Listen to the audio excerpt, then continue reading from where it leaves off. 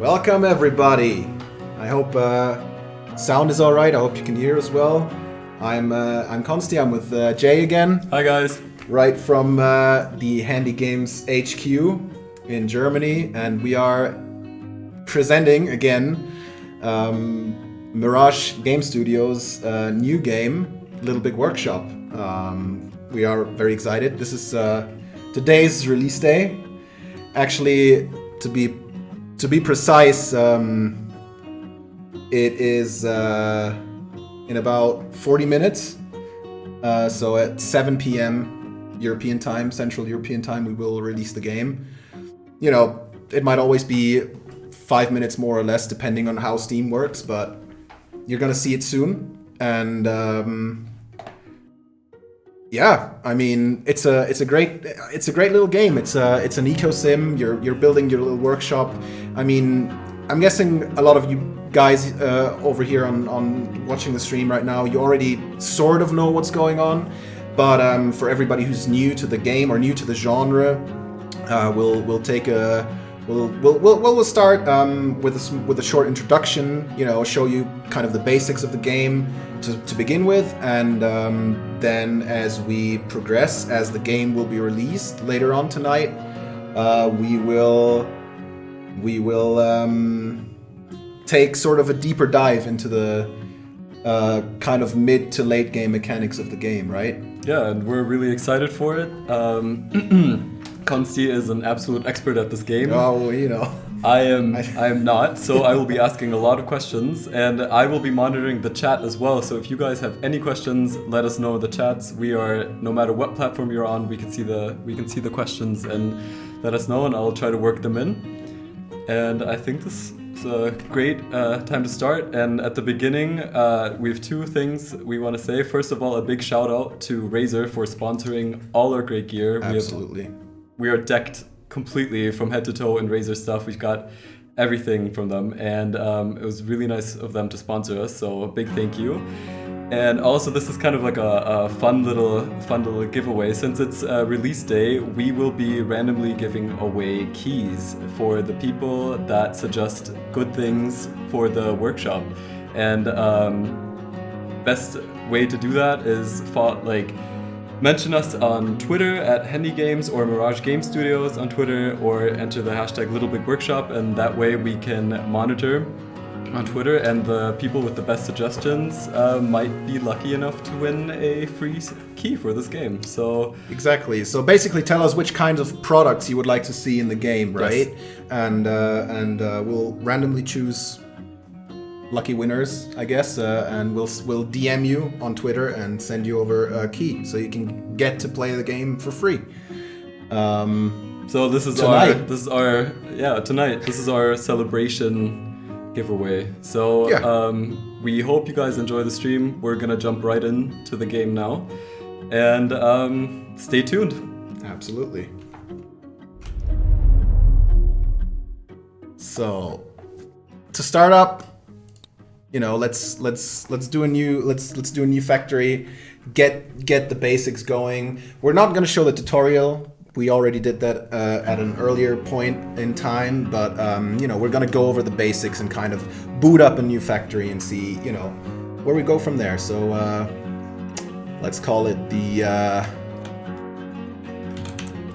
Defunctory 2, I guess, because I already had a Defunctory in my in my library. Defunctory because it's, you know, we're just starting out. We're probably gonna have some hardships as we begin, but we're gonna take care of all of those and get a nice little factory going. So what you can see here is that it's on a tabletop. Yeah. And that is one of the coolest game features, in my opinion, or game art features, is that everything revolves around this tabletop, and Mirage Game Studios did a very good job. It looks great. As I said, we are going to skip the tutorial because we already know what's going on, and we're going to show you what's experts happening. At this game now. We're pros already. Right. Got it. Okay. So we want to start to build some basic machinery in our factory, right? We definitely need an assembly station. We're gonna go over this a bit quicker than would be with the tutorial, but you know, if you're new to the game, definitely do play the tutorial, right? I definitely would recommend playing the tutorial because it kind of takes you by the hand and explains you how everything works and you know what the basic game mechanics are. So that's always a good idea. We're gonna get a shelf because shelves are amazing, right? And I think that's gonna be good to start with. What you can see already is the shelf, even though it's not yet delivered, it gives you a small pop-up that's saying the shelf is not properly within the confines of a zone. So you know, to properly use the shelf, you need a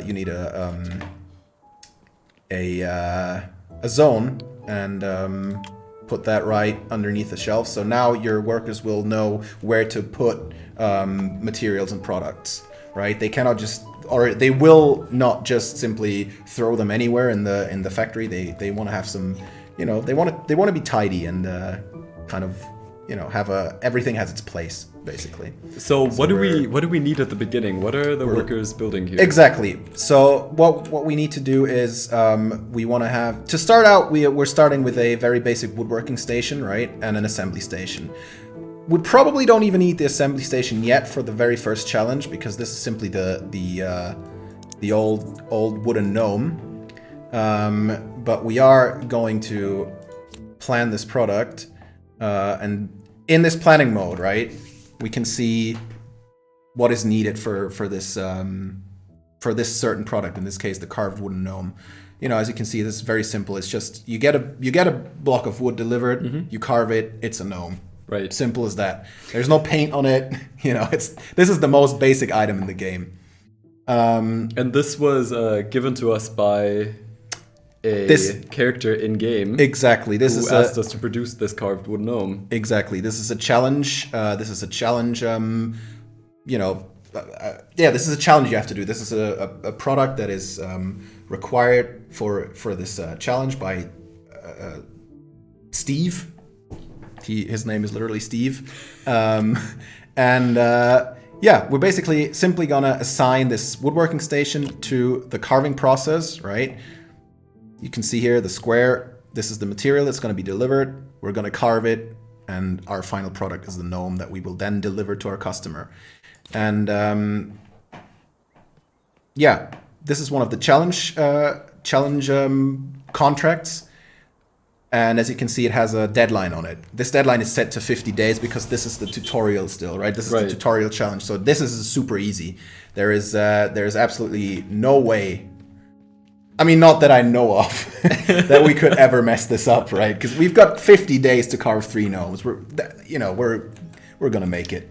Hopefully. Well, let's hope we make it. We're gonna speed up time a little bit, and as you can see, they're already getting at it. The wooden blocks are underneath the shelves. Everything's tidy, and now the game's telling us that there is no storage space available for the carved wood gnome. This product is finished, as you can see. It's a nice, cute little gnome that our worker carved. So we need another zone that is big enough, because apparently this gnome is too big for the shelf, right? It doesn't fit on the shelf, so we need another zone where they can store things that are too big for shelves. And that way, we should be able to exactly bring the gnome over here, and there it sits until it's being picked up by delivery. Another thing that we want to take care of right away is a break room. We're going to slow down time so they don't get too fatigued. And the way break rooms work is kind of interesting. You want to build you want to definitely build or buy an item out of the recovery capacity, right? Because that's either the coffee maker or the vending machine. We're actually going to buy both because the way this works is these items have breakpoints attached to them, right? So you're gonna see in a second. There's tiny little green dots on the top of these products, these items. Speed up time a little bit so we get things done a bit quicker. There we go. Our first worker already took a dive. She's no. exhausted because there's no break room, right? We need that break room, and we need it now. She is not happy. She's not happy. She's not happy. We need that break room, and we need it now. She'll be all right though. She'll take a nap. She'll take a nap. But obviously, you would prefer to relax in a nice break room than on the floor in the workshop, right? Usually. But as you'll see that our guy over here, he'll walk over to the break room in a second and get a coffee or a snack. I don't know. He'll decide. He's free to choose whatever he prefers. And the way these work, basically, each of these little green dots is worth 1 break for 1 worker. Oh, okay. And you can deck out your break room with the recovery generation items. A break table. There's a TV. There's a radio. There's all kinds of entertainment and sort of relaxing kind of areas. A fridge, why not? Maybe they bring their own snacks, and those simply make your break points, your recover quicker. Mm-hmm. So if we show the break room overlay, or the mood overlay, it's called, we can see all these little cups up top on the screen, right? Mm-hmm. These little coffee cups, and these also represent these little green dots. And we are currently regenerating 18 cups of coffee, or 18 of these break points a day. Mm-hmm. So in theory, 18 workers could take 1 break every day. So that should be more than enough for now. And the more sort of kind of the more decked out our break room is, the faster those breaks will recharge. You'll see that later on. And for now we only have these 2 workers, so they're not going to need 18 breaks a day. Yeah, they'll be all let's right. Hope they'll not. be all right. Depends on how hard we work on it. Yeah, well, we'll see. But this should be enough for now, of course. And in the meantime, he's already finished all of our gnomes, so we're going to deliver those. As you can see, they're still stored over here, since they're too big for the shelves. And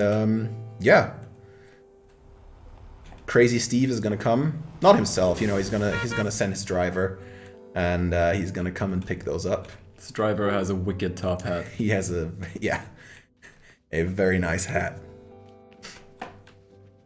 So once again, it's important to have a break room where your workers can recover, or else they will keep laying on the ground. Exactly, just like that. Because as you can see, they basically have an energy level attached to them, right? And as they work on stuff, as they carry things around, it's gonna deplete over time, right? And in the break room, they can simply recover it much faster than they could when they're just lying on the ground, obviously, because this is not a position you want to be in. But yeah, she's gonna recover eventually, and then she'll take all the breaks she needs. No, that's she'll good. be okay. I mean, she'll get there eventually. Right? Exactly. The shipment arrived. Crazy Steve is happy. Oh, okay. So perfect. We're gonna click right back on the We markets. did it. Our first job. We didn't fail. We did it. Well, we almost failed, to be honest. She's still recovering. That's over right. Here. She's it didn't go super smooth, but it could have gone smoother. We made it. We made it at the end of the day. All right. So somebody from the chat just asked, can we nickname or rename the workers, or do they have fixed names? That is a very good question. I do not think we can actually change the names. They do get random names. Megan and Harry. I do not think we can change them, actually. One thing that is just absolutely incredible in this game are the names. The names of the names everything. Are great. You guys will see in the stream, they are great. The names are great. Studios really just went out their way to give the most creative names, and we love them. And as far as I know, they are pretty amazing in every language, actually. Really? Depending on which language you play the game on, they have different names, and that is pretty great. They I mean, obviously I only know so many languages, but the ones I played it in, German, French, and English. The names are great. Perfect. Good. So Right. we will hope for all the other languages as well. Absolutely. I would assume so. Right. So what you've opened up here is the official market. As I Exactly. can see. That is the free market. So, as you can see in our challenge tab, we currently do not have any challenges going on, right? So what we're gonna do in the meantime, because right now nobody's working. They're just taking breaks. They're just walking around. Nothing's happening. We're losing money. So we wanna hop on the free market and basically find a product that suits our equipment that we already have, and see if we can build it. And there is no challenge attached to it, so there is no set deadline. Although, as you can see, if you click on a certain product, you can see that there's two graphs for the price and the demand. So which is which right now? Is the blue? The blue graph shows the demand over time, and the yellow graph shows the price that it's currently on and that it has been over time. And if you're unlucky and say you produce too many items all at once and it takes too long, the price might drop until you're finished, or demand might simply drop. So this is really realistic. We have variables. It's not a static. Yeah, you can't market. just mass produce the same item over and over again. Well, you could, but you're probably not gonna be Sell as it. efficient and not make as much money, because you can by yourself saturate the market. So right now, as you can see down here, the demand says there's 32 units needed.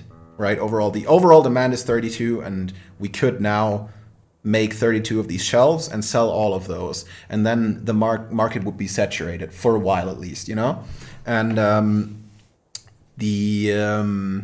so we could now try to take a small risk, right, and produce 32 of these shelves. But if the market updates after a while, demand will change, most likely. Right. We might not be able to produce quick enough. And exactly, and we might not be finished at that point. Then we'll either have to scrap the excess shelves that we made, and we'll lose a lot of money, or we'll have to sit on them, have to kind of keep them in our storage until they will come back at some point later. So it's a cycle. It is a cycle. All items will at some point, come back, and you will be able to sell them. But it could take a long time, and you're just wasting storage space, and you're sitting on dead products basically that are not selling at the moment. So, right now we don't want to take that much of a risk. We're not going to produce all 32 demanded shelves because, it will take a while to do that, and we're not feeling that adventurous yet. But we will. I'd say let's definitely produce some shelves, because there is an upwards trend, so it seems to be looking good right now. So let us plan this shelf that is already, as you can see, a bit more complex than the gnome, obviously. But So just a quick update, because somebody asked in the chat. This game will be released 7 p.m. Central European Time. So make sure to check it out on Steam. Right. All right, so now we've got this planning mode open, and it is definitely a lot more complicated than the gnomes. It is more complicated than gnome, but it's still a very basic item. You'll see some advanced items later on in the stream. And I'm looking forward to it. They can get quite hefty. But yeah, basically this is still, this is a wooden product. Which is good because we only have a woodworking bench at this point. But as you can see, it has attributes assigned to it. It needs to be durable enough to meet the criteria of the market, and it needs to be stylish enough. There's other products might have different or additional attributes, but for now, these are our main concerns: style and durability. So we want to choose materials and like build the right parts that fit these demands. And the game is kind of helping you there. In our case, we're already in the green because it's still a kind of a more simple product.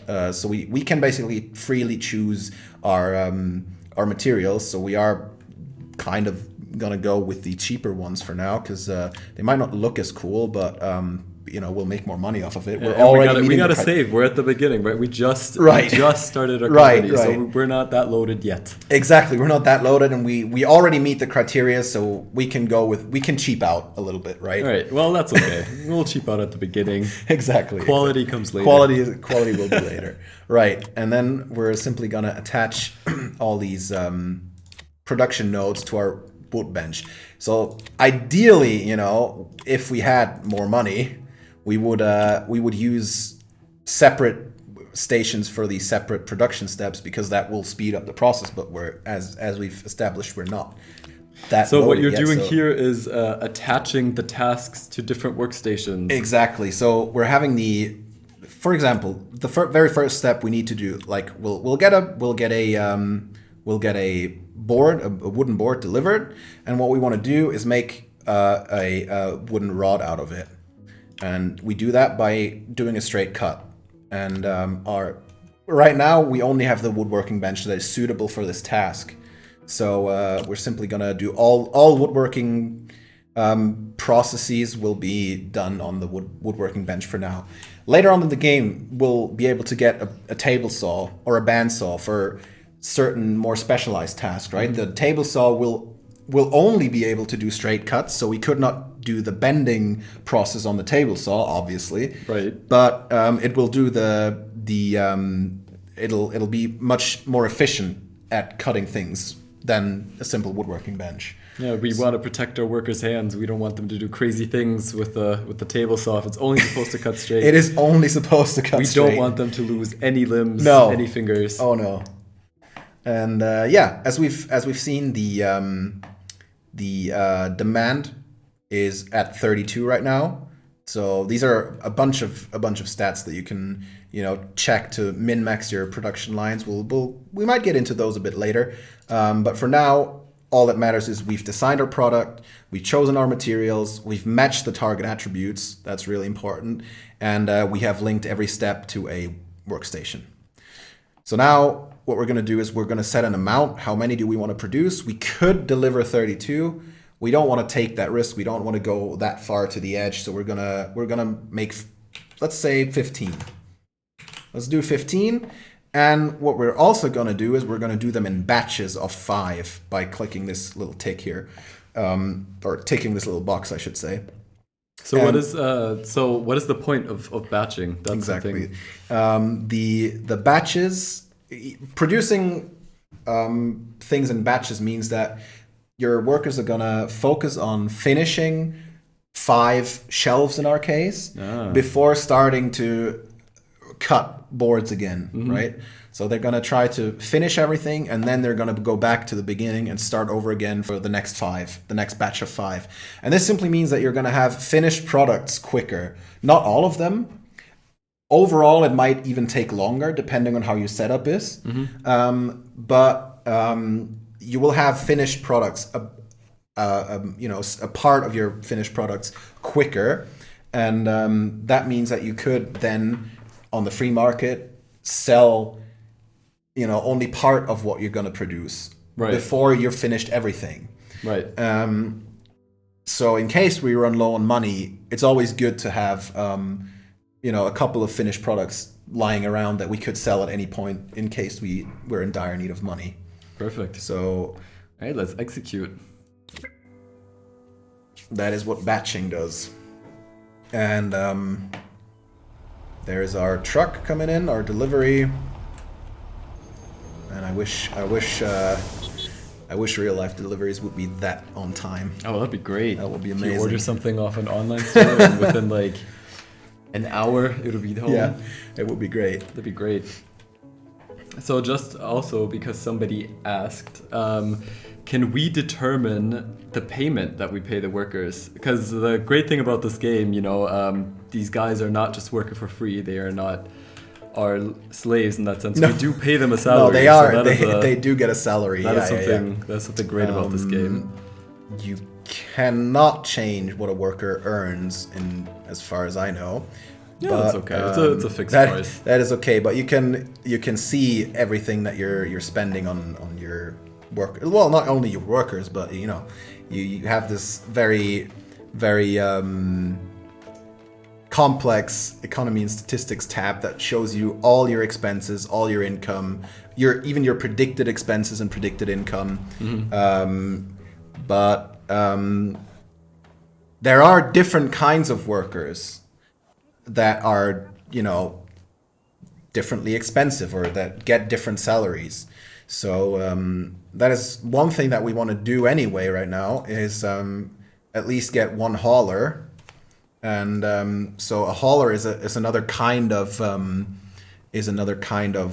worker that is not operating machinery, but is more efficient at carrying things from A to B, and is also more cost efficient. So if you check this little tab down here, it says hiring a worker or a hauler in this case costs us 100 money, and then an additional 100 per day would be this worker's salary. Whereas the operator is more expensive, right? Right, because they do more work. Exactly, because they can do more. They're more versatile, but they're not as good as carrying things as the haulers. So having one of these guys means that our materials and our parts and our finished products will be at their desired locations quicker, while also saving us money, basically, because this worker is not as expensive. So we are gonna hire at least one hauler for now, and there he is. We gotta think economically. Exactly. And as you can see, he's already going at it, tidying up the shelves, and yeah, carrying things around so that it's, you know, that everything is a bit more tidy and better accessible for our workers. All right, so just in case you just joined the stream, we are HandyGames and streaming Little Big Workshop right now. It was developed by Mirage Game Studios, and we are publishing this great game. And right now we have a giveaway going on right now. Just tweet us an idea for a cool product and make sure to mention us or Mirage Game Studios with the hashtag Little Big Workshop. And if you're lucky, you'll get a free key for this game. So also, another great thing about this might be that if your product is really, really cool and Mirage Game Studios likes it, you might see it in the next patch. So that is something really cool. It's a great way for you guys to become a part of this game. That will be cool. I mean, there's already... Maybe I'll enter this giveaway. Now that I'm thinking about it, that'd be really cool. I mean, if you have a good idea, go for it. Right. Why not? I mean, there's already a load of different products that you can make. But, you know, there's no limit to creativity. That is true. Just go for it. As you guys will see later, you can produce a lot of things. There are a couple of crazy things going on. Right, and there they are, working away. You know, the hauler right now doesn't really have to do that much because everything's in its place. There's not a lot going on. There's not a lot to do for him right now. But obviously, as your company, as your factory grows, there's going to be more different kinds of zones, different kinds of storage, a lot of workstations, and the haulers will be all the more important to save you time and money, because time is money. As we now know, time is money. Just like in real life, right? Right. We gotta keep thinking like a business right here. Absolutely. It is taking a long time right now to build all these shelves, because we only have this one woodworking bench and everything is happening at this one bench. So we might just go and pick up another one. That will probably be a good idea. So, no, that's an assembly station. There we go. Let's get another woodworking bench. Let's get it set up over here and order. Simple as that. And there it is. Yeah, that is same day That's delivery as I would love it. That is great. Takes 5 seconds and it's there. So that's a neat little trick. The tutorial does show you this, but you know, just to be kind of clear about it. Oh, he just slipped on a piece of wood. And again, wow. Yeah. I mean, that's great. I mean, you know, he even catapulted it out of the factory. Yeah, it flew right through a window or something. But he seems to be all right. Back to work already. That was unlucky. But you know, back to our main problem here. What can you do if you slip on a piece of wood while working? It happens. And just catapult it. What are you gonna do? You just shoot it right through the wall. You know. We're just, you know, we're lucky that the wall didn't break. You know, yeah, it's just that much power. Imagine from one guy. Imagine him shooting that peg of wood right into the wall, and the whole room just collapses. That would be awful. But that would be awful. That doesn't happen. Luckily, that is that will be awful. But no, we're all good. We're all good. He's recovering. He's having a nice cup of coffee, or actually a can of soda, if I'm seeing that correctly. But back to our main problem. We need more shelves, and we need them quicker. We need them now. And now the woodworking bench is also kind of falling apart. This is already a lot. Let's set up a repair for this woodworking bench. There is, as you can see, there is a sort of, you know, I want to say health indicator. This woodworking bench is not doing too hot right now. So we want to set up a repair that it doesn't break on us. The main thing is, the worse condition a workstation is in, the slower it will be to work on it. And some more advanced machinery might even catch on fire or do other kinds of awful things, and you know, we don't want that to happen.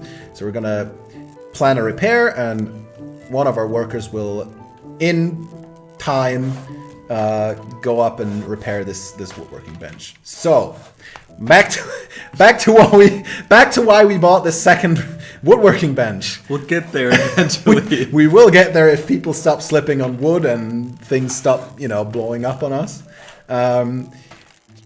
As I've said, everything's kind of slow right now, but if we right click on our workstation, we can see all these processes that are lined up, right? We want to make 8 wooden rods, and then planks, and then more rods, and curve those rods. So we have all these parts for the shelf. So what we're gonna try to do is make more planks over at the other station. So we're simply gonna click on this little arrow that says, if you hover over it, it says move this entry to another workstation or billboard, and then we're gonna hop on and do all the plank processes over at the other woodworking station.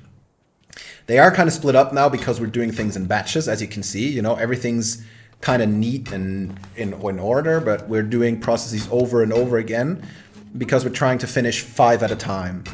But now, while he's repairing this bench, our other worker is already going at it on the other side and producing the planks that we need for the shelves. So we've kind of split the workload between 2 workstations, which means that more workers can work simultaneously, which obviously means that things are going to be quicker.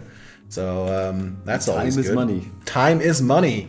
And I mean, we're paying them whether they're working or not, right? Right. It's great. So, they're getting. You know, they got to get something to do. Getting like 100 money every day. That's a lot of money. That is a lot of money every day. Oh boy. Right. So this is kind of working better already. Let's speed up time a little bit and see what happens.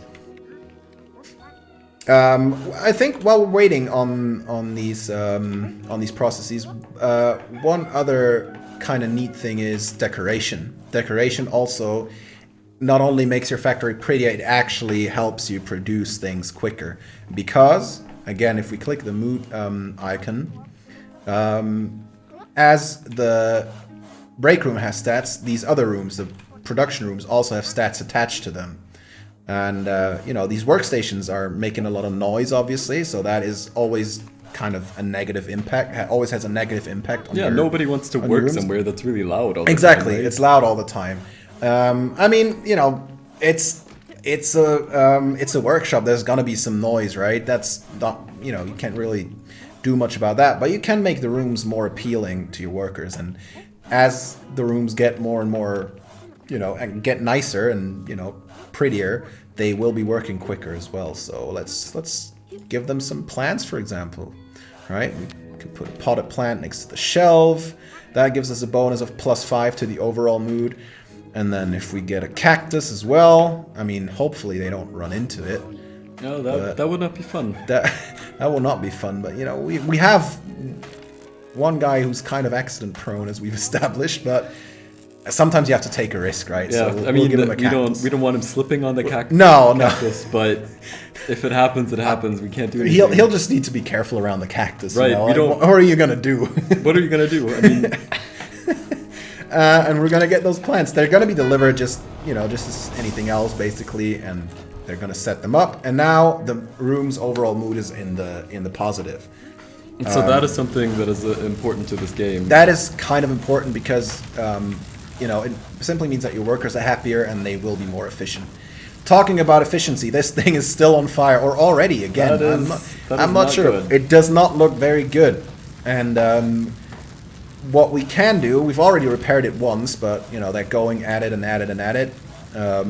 It is just it's being used. It's being used.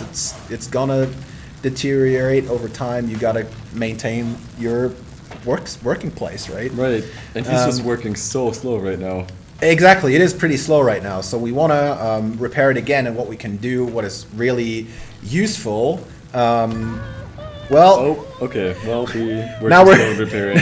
now we took a bit too long. I am very sorry. What's your name? What's your name actually? That is Harry. I'm Harry very Anderson. sorry, Harry. Sorry, Harry. Take a break. Have fire. a coffee. Have a coffee on the house. Get a soda. Get whatever you want. On fire. It will make it better with a soda. Get whatever you want. We're gonna take care of your workbench. What I was gonna say is what we can do is hit Control, and Control will give us like this kind of neat overlay that shows us the state that every workstation is in. As you can see, this one is already way in the red, so it really needs repair. Obviously. Is that dumpster? Does that dumpster have a mouth? Absolutely, it does. Oh wow. That is something I noticed after playing the game for 30 plus hours. That is great. It was crazy. It was crazy. As I said, this one is in the red. It really needs repairing. This one's still in the green, kind of. It's if you right click, it's still doing fine. But what you can do is, if you have a lot of workbenches, right, we can simply hit Control, get the overlay showing up, and then decide which ones we want to repair. And in our case, it's just this one, but we're simply going to click on it, and the repair is queued. So one of our workers will now hop on over there and go and repair it. Hopefully soon. So I'm looking forward to seeing how he's going to transform this fiery mess into a perfect. It'll be all right. It just takes a long. Now that it's fully exploded, it just takes a lot longer than it would have. But as you can see, he's doing a great job. Harry's back at it again. Be careful, Harry. Please be careful. Please don't catch on Take fire another again. break. That's fine. You deserve it. So we have some exciting news. We just got a message from Mirage Game Studios. They are about to push the big button on Steam, which means this game will be going live soon. That is great news. Boy. Depending on Steam, might be a little bit laggy depending on which country you're in, but it is going live soon. So keep refreshing that page and make sure to get it right afterwards. And just for those who have just tuned in, we are playing a sort of like a giveaway situation thing right now, where basically if you tag us on Twitter and you tell us what products you would like to see in this game, you basically have the chance of getting a free key for this game. So tag us on Twitter, mention us or Mirage Game Studios with the hashtag Little Big Workshop. Tell us what product you would like to see, and you will have the chance of getting the key and seeing your product in the game, maybe. So that's pretty cool. Yeah, I mean, if you find shelves a bit boring, then I mean, one thing I can say is there's gonna be more than just shelves. Yeah. Which we're gonna see soon. Right. And yeah, I mean, how cool would that be? Yeah, that would be seeing cool. your own idea in a game. Yeah, that's a great way to participate in a game. Yeah, absolutely. And somebody just asked how quickly they can get the key. It will probably be instantaneous. Mirage Game Studios is monitoring, and depending on how well your idea is received or how well they like it, they will send you a direct message with a key for this game. And they'll also tell us about it, I think, and we'll give you an extra shout out. They will. As well. We're waiting right now for them to. We're waiting for the first entry. First person that. So get those ideas flowing. Right. And if you don't have a Twitter, maybe then shoot us a fun idea on whichever platform you're on right now, and then we'll try to work it in. Yeah. Well. Yeah. Definitely. Speed up time again. And I just got another message from the developers. We can only send you a direct message with the key if you follow. That is something that Twitter does. Yeah, you don't want to just post the key as a comment on a tweet. Yeah, then, or else it might be gone, guys. So yeah, make sure in order for you to get that free key, make sure to follow them so they can message you, or else it won't work.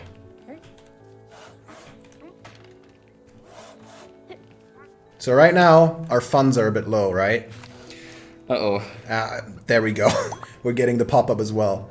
But on the plus side, we already have 7 finished shelves because we did it in batches, right? So we're gonna open the market. We're gonna notice immediately that the price for our shelves has even risen, and the demand is higher as well. Oh, that's so good news. that's good. That's good news. news. That's simply lucky. You know, we don't really have that much influence on that yet. But since we're kind of struggling financially right now, and that's never fun, we want to already sell these 8 shelves that we have produced, and we're going to get another 5K for that, even more. So let's hit that button, and because we had the foresight and did produce batches, the truck is going to come. And our guys and gals are gonna load in the finished shelves. The truck is gonna leave, and we're gonna get paid. Money. Money makes me funny. Oh boy. Right. With that, I think, is it already time to hop on over and show a bit more, some advanced. I think it might be, to be honest. I think we covered the basics fairly well here.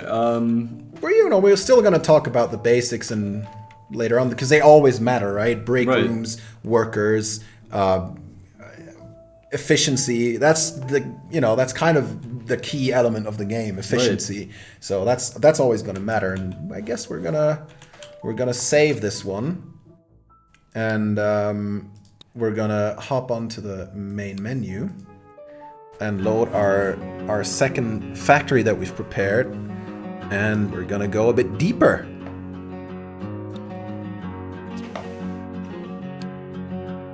And hopefully you can learn a thing or two. Maybe we can learn a thing or two as well. I'm still discovering new things. Right, almost all the time. It is a game with so many layers. There are so many things to discover. Absolutely. And the systems just get complexer and complexer the further you go on. Yeah. So here we see a brand new factory. Well, it is a lot bigger than the first one that we had, and it has a lot more storage space and even a big empty room. So that is kind of great.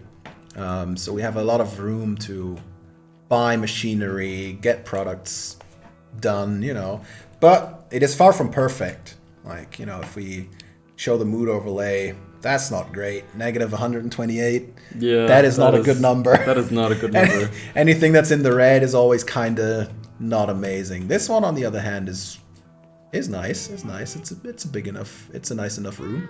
It's got a lot of plants already. That's what we like. It has a bunch of break rooms, so that's all right. But over here in our actual production line, we kind of need to work on some things, and I mean, we're gonna figure it out as we go. I have 2 announcements to make. All right. Our first key people have been announced, so to speak. So congrats to Luke Griffiths and Cookie Mondota, who have both received a key. And again, for those of you who just tuned in, we are doing a giveaway. Just tag us on Twitter or Mirage Game Studios. Mark1190 just got a key as well. And mention us with the hashtag LittleBigWorkshop and tell us what products you would like to see in this game. And make them funny, make them serious, it's up to you guys. And Mirage Game Studios will then randomly decide. Also, what is kind of like a really cool bonus is that Mirage Game Studios might actually add one of the products that you guys list in the new patch. So that's always great. That way you can be a real cool part of this game. You can be a part of the game. That will be great. So, as you've seen, we've kind of followed our hauler around, who has carried this rubber duck 00 quack from this general storage area over here all the way to this green storage area. Now, why is it green? It is green because it is a storage area that is exclusively meant for finished products. Ah, so you can designate different storage areas. Exactly, you can designate storage areas. Either, you can have general storage, which, new materials and these, plastic but not yet still unpainted ducts will be stored in. And then you have the product storage area, or export zone it's called. So that means it is strictly for finished products that are going to be exported and delivered to the customers or the market. And then a third thing that you can do is you can have a designated zone, or you can have a zone that is designated to one machine. Mm-hmm. So workers will only load it with items that will then be used with that machine. So it'll be exclusively in the zone, then in the room. It doesn't necessarily have to be in the room.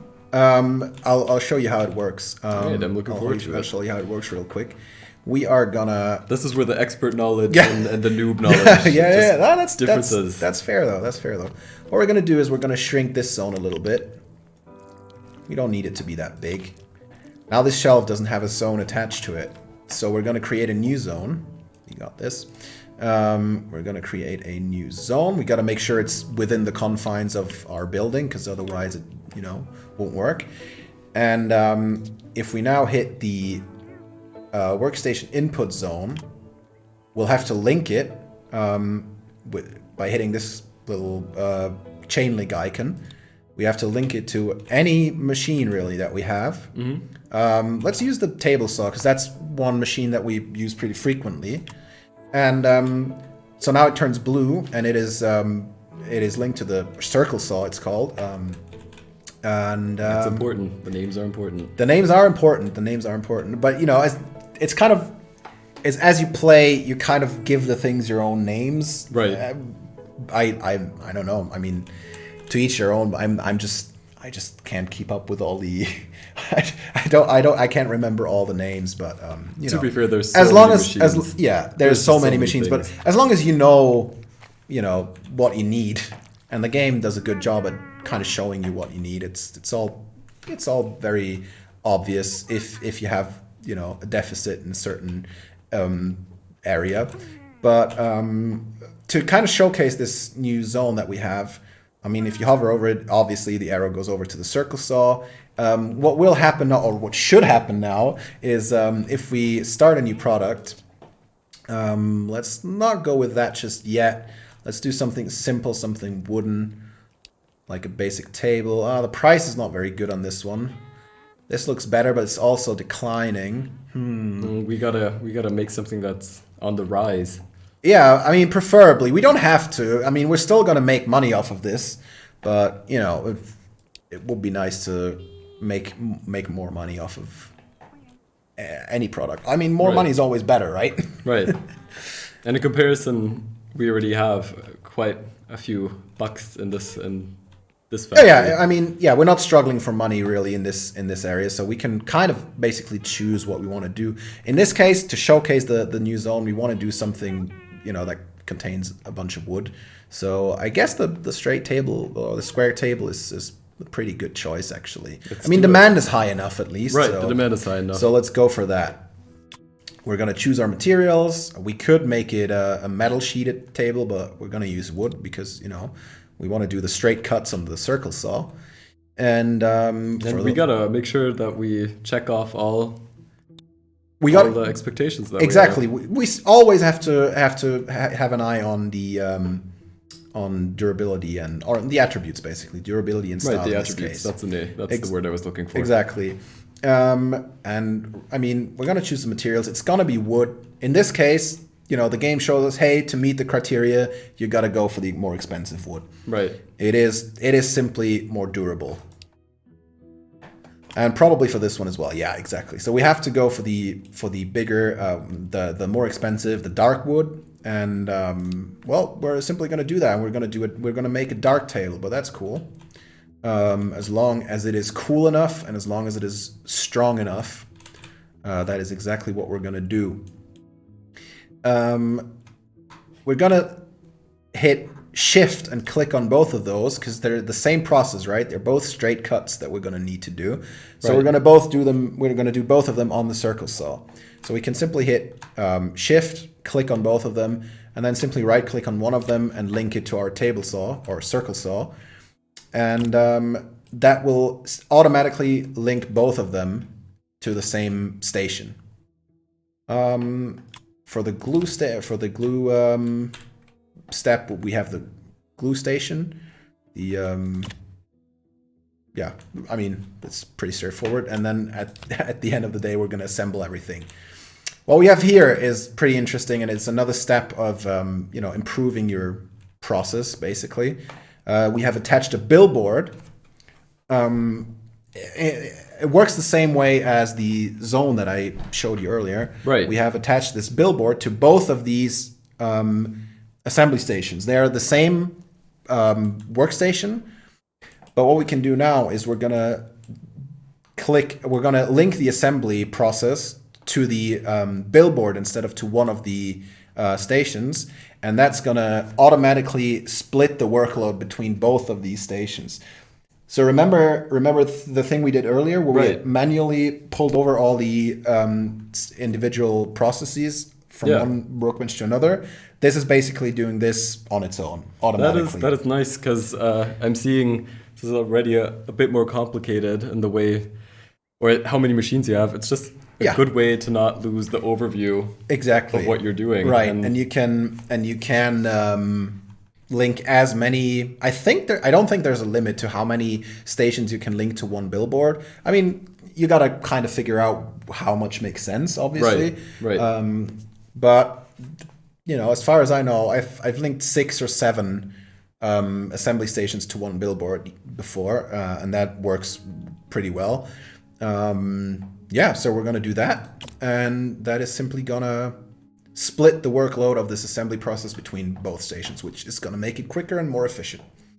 And then we're gonna set the amount to, what was it again? We have 55 deliverable, so we can easily produce 30, I'm gonna say. I don't know. I hope I'm right. I hope I'm right. And right, you know, I mean, we gotta live a little, right? You got sometimes you gotta take some risks. Right. We want to see what we can do. We really want to push the limits of these workers. That is the life of an entrepreneur. Sometimes you have to take a risk, and sometimes you're gonna win, sometimes you're gonna lose. Well, that's life, right? That is this life. game is just That is really realistic. So now, all these boards. Oh my well, God, she slipped. And she just walks And right she away just, from it. she's like, okay, I'm done. I'm done, I'm right? done. She's just This like- is not a safe working environment for me. She just left. She I'm just out of gets- here. She just gets right back in her truck and just goes. I mean, I hope, somebody's going to pick those up I hope eventually. so. It'd be kind of sad, if our material was just laying around there. Yeah. No, I mean, we paid for it, right? We did pay for it, yeah. I'm sure somebody will come and pick it up at some point. It's just a lot of material, so they're gonna be occupied a while.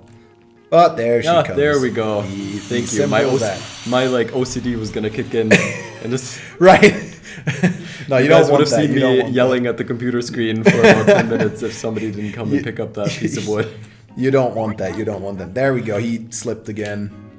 That is not ideal. But we're gonna take care of that in a bit, hopefully.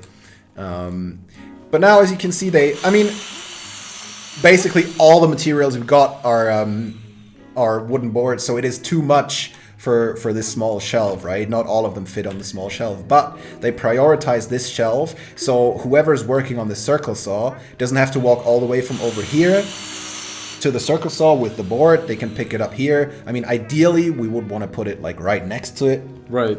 You can play around with that as well. Basically, you're reducing the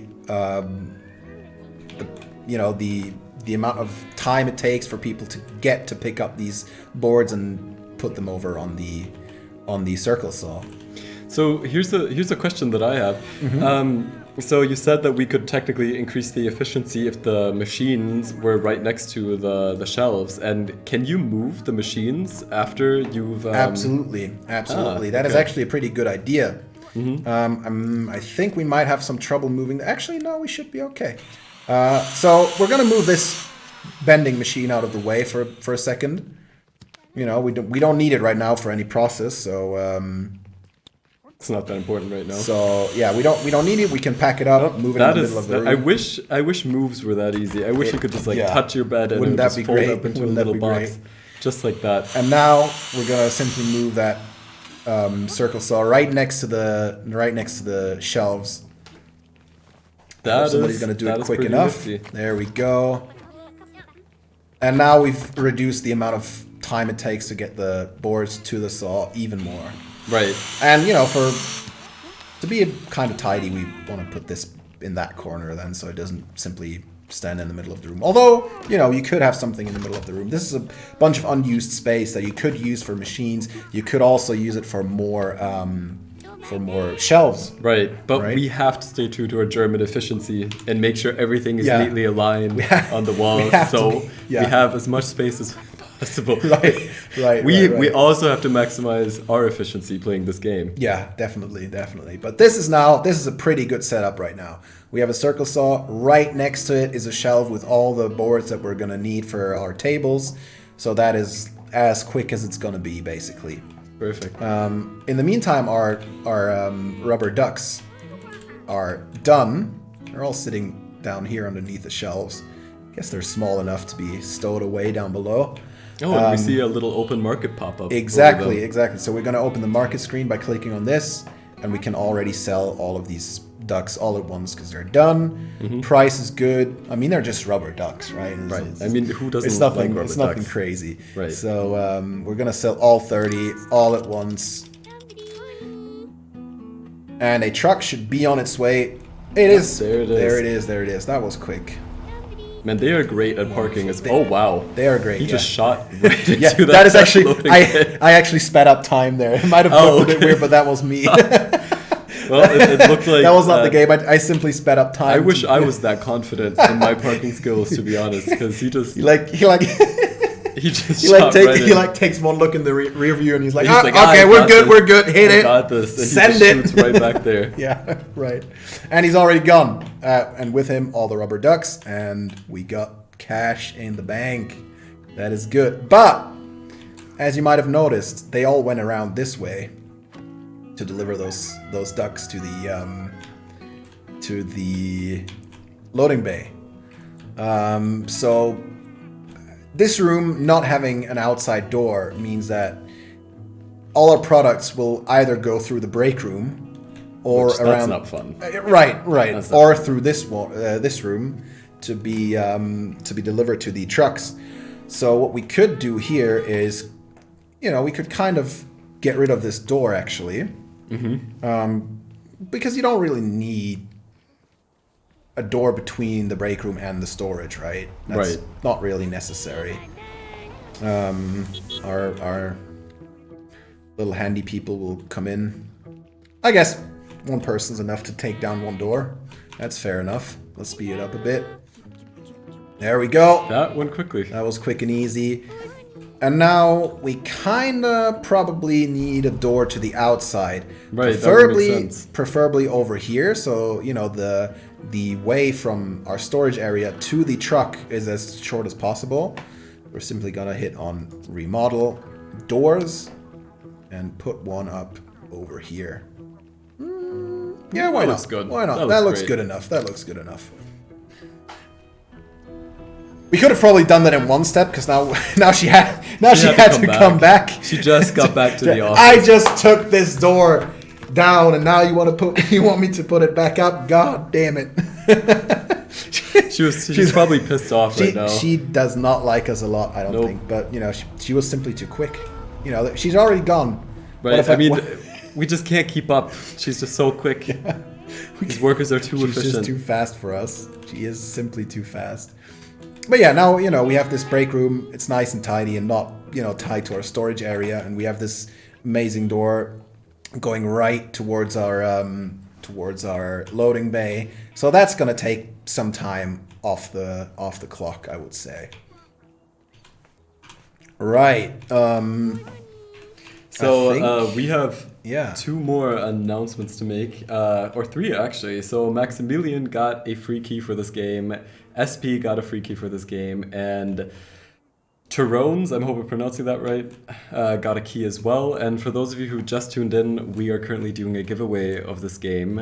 We are in cooperation with Mirage Game Studios on this, and basically if you tag us or Mirage Game Studios and Little Big Workshop on Twitter and tell us a great product that you would like to see in this game, or a funny product that you would like to see in this game, or anything, with a little bit of humor, a little bit of pizzazz, then you are in the run to maybe get a free game for this key. So, mix that one up to get a free key for this game. Yeah, there we go. That makes more sense, yeah. right? And great thing is that depending on how much the developers like your idea, it might actually be added to the game in one of the next patches coming up. So hit them with That everything sounds you great. got. Post away. Post away.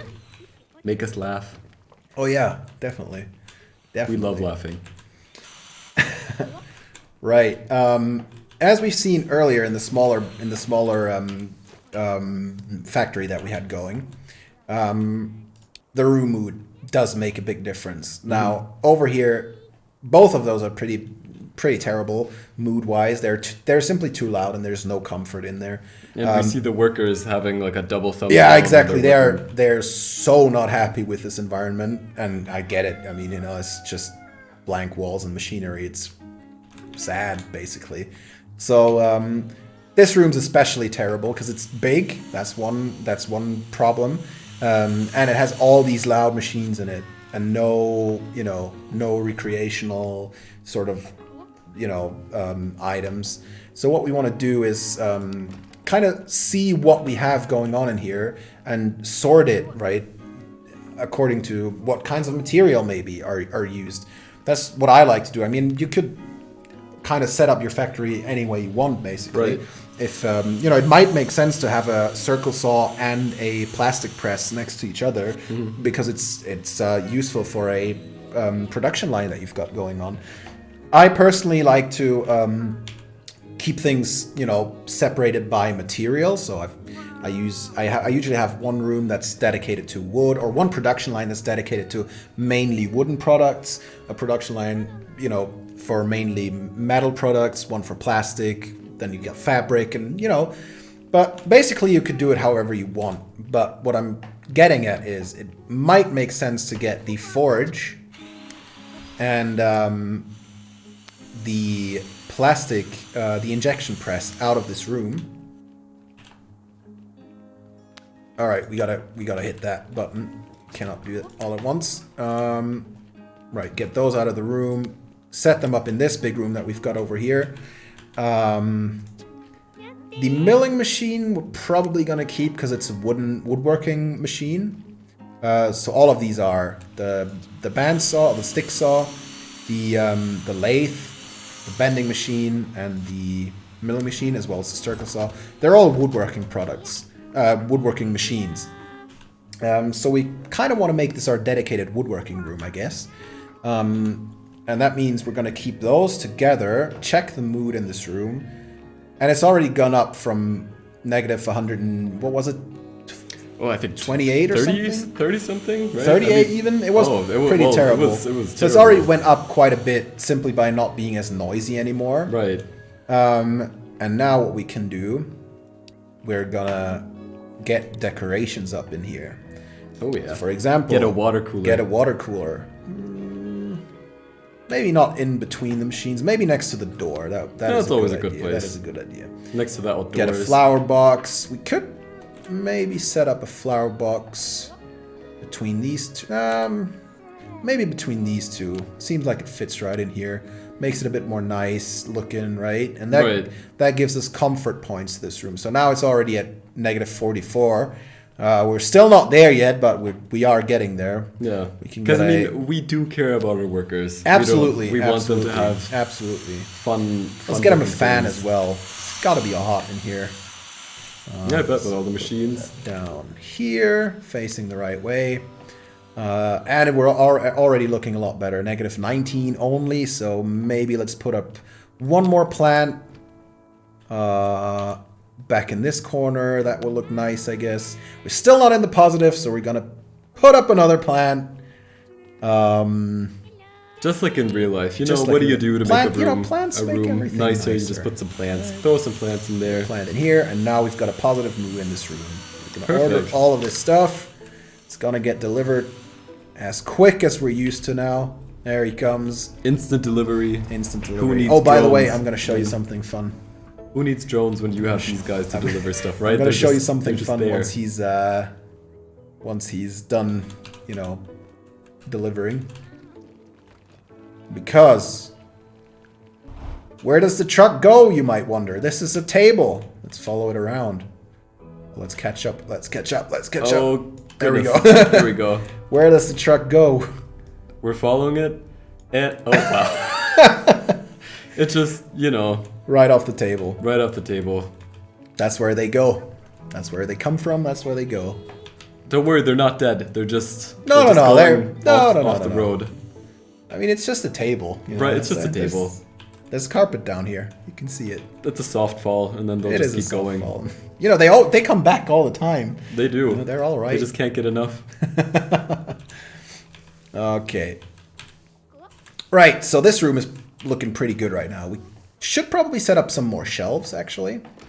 Yeah, they're really loading a lot into there. That seems like a good idea. Shelves, I don't think have a negative impact on the room mood. I'm not sure, actually. Let's try Let's figure it out. Let's get 2 shelves and see what the mood looks like. Nah, we're good. No, actually, they It's do. minus 16, right? They do.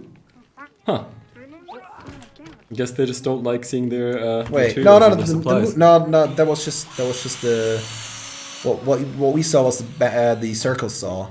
Ah, I'm sorry, that's my bad. The mood is still in the positive. So well, thank goodness. Yeah, I think shelves do not have a negative impact because obviously they're just shelves. They're not loud or anything. They don't. Right. And they make the room tidier actually. So if anything, And we love our it's a good tidiness. thing, right? But they don't have a zone attached to them, so we're going to take care of that. There we go. Zones. Get 1 zone for each shelf. Oh, that's not big enough, actually. My bad. Maybe we'll try again. That's a Misclick. great There thing. we If go, you there we do go. something in this game and it doesn't make Oh, yeah, sense, you can always like, try again.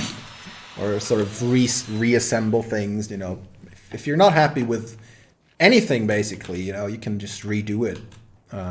Which is great. That is pretty good. We should work that easily in real life, You could just pack something up and move it around. That would be great. But yeah, let's attach this maybe to this machine and this zone to the lathe. So what you're doing here again is the priority. Exactly. I'm assigning storage areas to machines, so that way this shelf will be used exclusively for things that need to be carved, and this shelf will be used for things that exclusively need to be worked on the lathe. So we're basically minimizing walking distance for our workers here. Right. Right now, we don't have any processes set up for these machines, but we could find something that we're gonna build.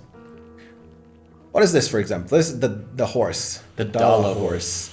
That is a Swedish thing, I think, isn't it? Really?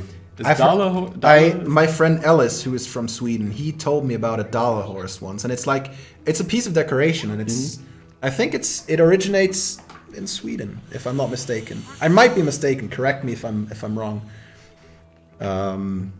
But I think. I guess this is a. I got something. A question to all. This is a question to our Swedish viewers. Yeah. To tell us if we're wrong. Right. Or to our friends over at Mirage Game Studios. Right. They might know. Right. The horse. Oh, that's actually a good thing. That's convenient.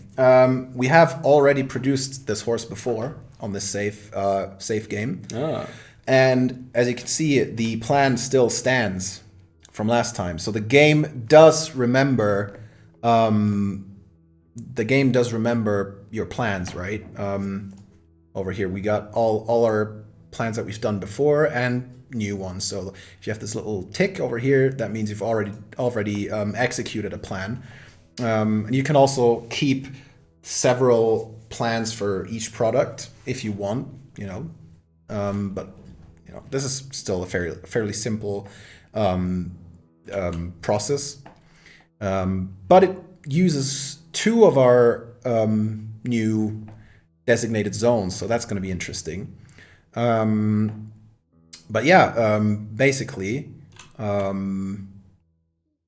we've done this before. We've created this plan. The game remembers this plan, and if we pull it up again, we can simply hit execute and go at it.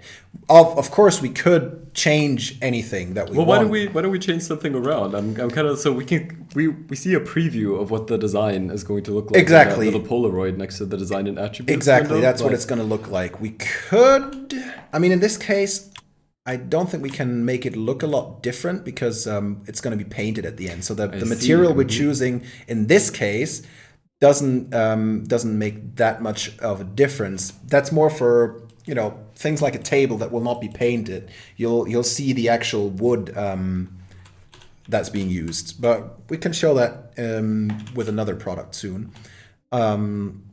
But yeah, but basically right here we don't really have to make any changes. But if you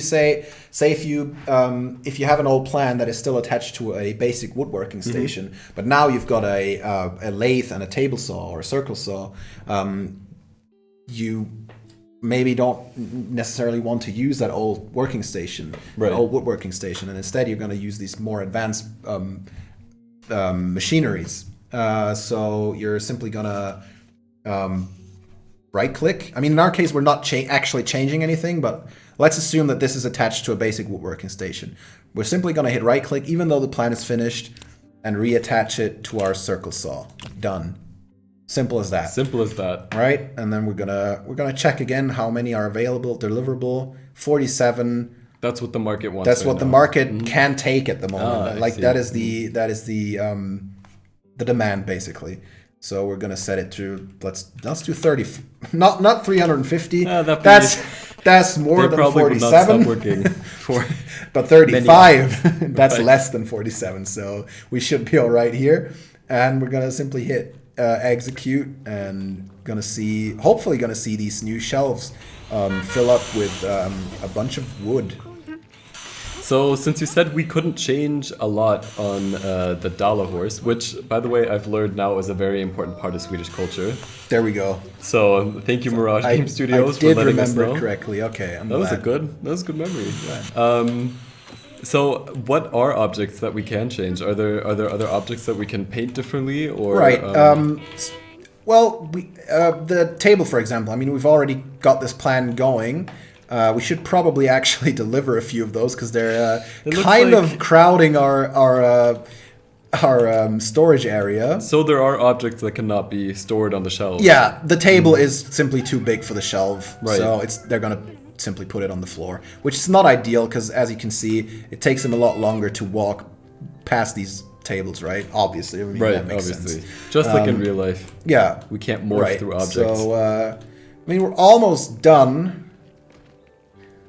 So we might want to see what happens. There we go. That's another table done. One more.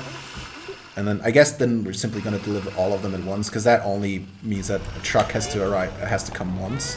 So we're simply going to deliver all 30 of those and make 10 grand. That's always good. That is So, nice. but you know, remember there's still 19 left that we could sell after this. And remember how this table is completely dark, almost black actually. We're gonna deliver those, and we're gonna start planning it right again, because we still have a bunch of leftover demand, right? If we're quick enough, we're gonna make it. This is another thing we're gonna have to attend to in a second. But for now, you know, let's say we want to choose different materials for this table. I think we might need to actually use the metal sheet in this case. Right. So one quick question that Yeah. somebody asked. Thydrock asked, if you create more items than required in your market, you could store them for future deliveries. It isn't really smart, but is it possible? It is possible, yes. The market kind of works in cycles. It updates every now and again, and demand changes for every product, basically. That means that you might get unlucky if you take too long. And let's say if we now produce another 19 tables, we might get unlucky and demand changes before we finish those 19 tables. Right. And it might go up. Then we wouldn't have any problems, right? Right. It might go down though, and then we're going to sit on tables that we cannot sell. We have then the choice to either scrap them for a bunch of, you know, a small amount of scrap money that we're going to get. Obviously, much less than we would get if we would sell the tables. Or we could, if we have enough space, we could just store them and hope that the demand is gonna rise again. Right. So that is a possibility, but obviously it's gonna take up a bunch of storage space, especially if it's a big product like a table. So you know, you have to kind of figure out what's best in your situation, but it is definitely a possibility. Right. And another question we got, so if we have these tables, is there any way to store them other than the floor? Are there shelves big enough to support this? I have not seen shelves that are big enough to support tables. And I have not either, so I don't think they are in the game. I think you have to plan efficiently. Yeah, you simply have to designate a storage area for those big items. Exactly. You can build a big extra room that is, you know, dedicated to things that don't fit on shelves. That is a possibility. But yeah, there's two different kinds of shelves. I can't show you those in the planning mode, but we will. We'll get to them later. But yeah, there's. I mean, even in real life, I don't think. I mean, I guess there's probably shelves out there. Yeah, but I that think are not big enough for store. built tables. I think that's just also like in real life. That's just it's unrealistic. Yeah, it's a logistical nightmare. Yeah, I don't think probably. you want to store built tables anywhere. Yeah, like you're a probably shelf. right. You're probably right. Okay, but back to the table. So now we have changed the plan that was still saved, and we could make a instead of a wooden plate, we could use a metal sheet as a sort of tabletop, and that does look different depending on which materials we use. So that is definitely a thing that is a thing in this game. So if we use the light wood, our table's legs will be in that color, and that affects any material, fabric, wood, metal, plastic, Right. But we also see you chose the wooden legs for the metal table and the durability. Or no, it's not the durability. I think it's the style, right? It's the style that went down. We actually cannot use these cheap bright wooden legs because they're simply not stylish enough compared to the dark wood. Which is great because this game really helps your aesthetic as well of furniture and all other objects. You gotta make sure that it's stylish enough for it to sell. Absolutely. You can't Although the game's taste in what is stylish and what is not might be questionable at times. But the customer wants what the customer wants, right? That's not up to you sometimes. That is not up to you. Yeah. But basically, basically we have to use the dark wood because it's more stylish in our case. We could use this what is it called? OSB board, which apparently is super stylish actually. In that case we might even cheap out on the metal. No, we cannot. We cannot cheap out on the metal. So I guess in that case we're going to use the dark wood because it's much cheaper than the OSB board. Here we go. And I mean, that's a good looking table, right? Looks nice.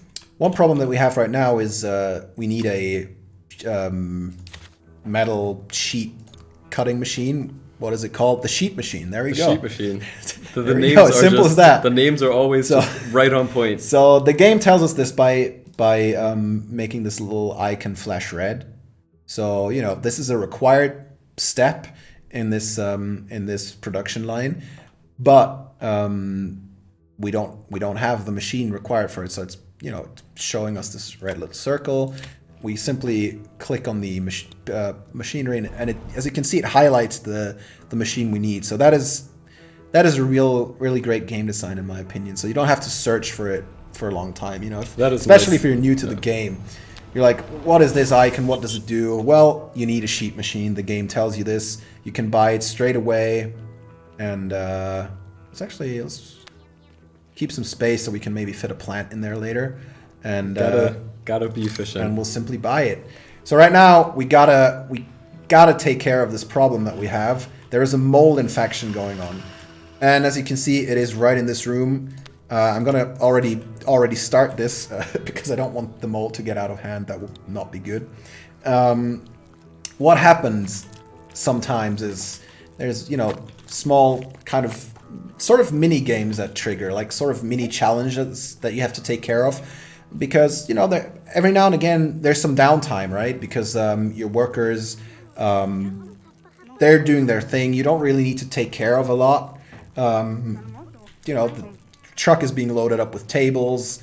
The dollar horses are being produced. There's nothing really to do for us if there weren't the mold that is already spreading quite significantly. So we have to get this nifty machine. We have to get this nifty that seems Moldagon.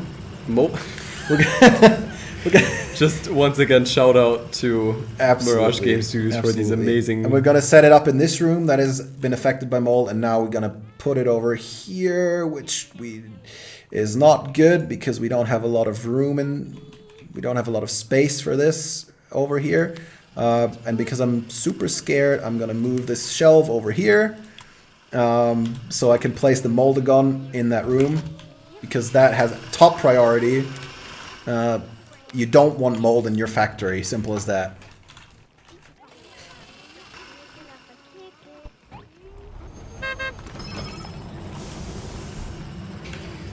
And so while this is going on, just another quick reminder that we do have a giveaway going on right now. We are giving away free keys for Little Big Workshop, and you have a chance of getting one by giving us a great idea for a product on Twitter. Just tag us or Mirage Game Studios and the hashtag Little Big Workshop and suggest a cool product that you would like to see or a funny product that you could think of, and maybe you'll be lucky and get a free key. Yeah. And we cool. also have some winners. Jesse Kano got a key, Robin Summer got a key, and I'm gonna have a hard one. Alemesa Alvarado got a key. I hope I did not butcher your name. If I did, I am sorry. Right. So we've bought the sheet machine, and now the icon flashes yellow, showing us that we have the machine, but it's not yet assigned or linked to the process. So we're simply going to do that, and we're not gonna hit execute actually, because our amount is still set. From the previous plan, our amount that we want to produce is still set to 30, but we can only do 19. So let's set it to. What's a safe amount if we have 19? That really depends, because this is the timer that shows when the market's gonna reset. So if we click on the market, it says update in 2 days. So we got to be quick about this. We got to be kind of quick. 2 days is kind of not, it's kind of a decent amount of time, I would say. I mean, we could just risk it and try to make 19 tables. Why not? Yeah, let's try it. We're taking risks, right? We're gonna take a risk. And yeah. Sure enough, there's the truck. With that crazy parking skill again. It's the same thing there. But right, as you can see, the wood blocks are being stored in here. This is where the dollar horse is being carved.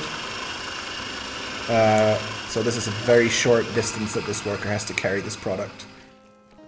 Well, that is pretty great. Yeah, let's speed up time, see if we can make it in time. If we can make all these tables, if we can finish all these tables in time, that would be great. That'd be great. One thing that I wanted to point out is that there's a sort of challenges, or they call them milestones in this game, and we're currently working towards the silver milestone. There's a set of challenges. We have to deliver more than 50 medium products, so we want to definitely start building medium products. Right. We want to have a decent net worth of 150,000. Who wouldn't? Who wouldn't, right? Who wouldn't like to have a net worth at least 150,000? And we want to get a reputation of at least rank 3 with one client. That's another thing we're going to talk about. But yeah, that is basically one thing that we're going to try to work towards. And as we complete milestones, we unlock more research, we unlock more machinery, and all that good stuff. So let's actually see if we have a challenge going on.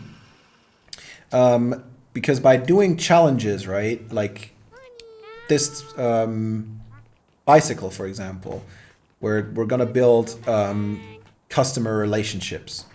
So we're going to create a plan for this. And as you can see, this is already a lot more complicated.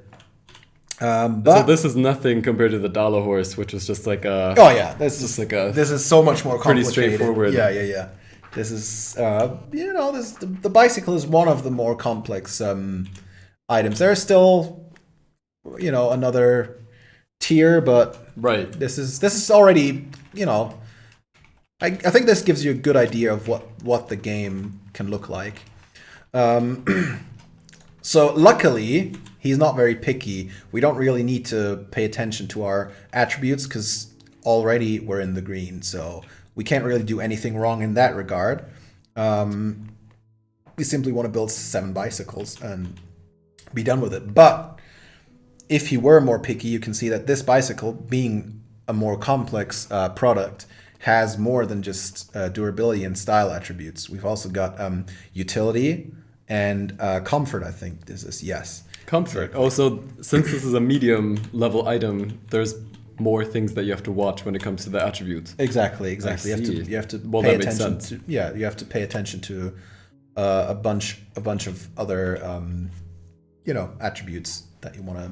I mean, it makes sense, right? Who would want a bike that looks good but it's just uncomfortable to ride? Exactly. It doesn't make any sense. Exactly. And in our case, he's not very picky, so we're kind of lucky in that regard. So we can freely choose whichever materials we want to and whichever parts we want to produce. So we can kind of simply choose what looks good. Like, this is pretty standard saddle, and then we can simply choose which color it should be. Like, Oh, let's go for a nice red. red? Okay, all right. And as you see, That looks cool. it turns red. We got a red saddle. Done. That's the saddle taken care of.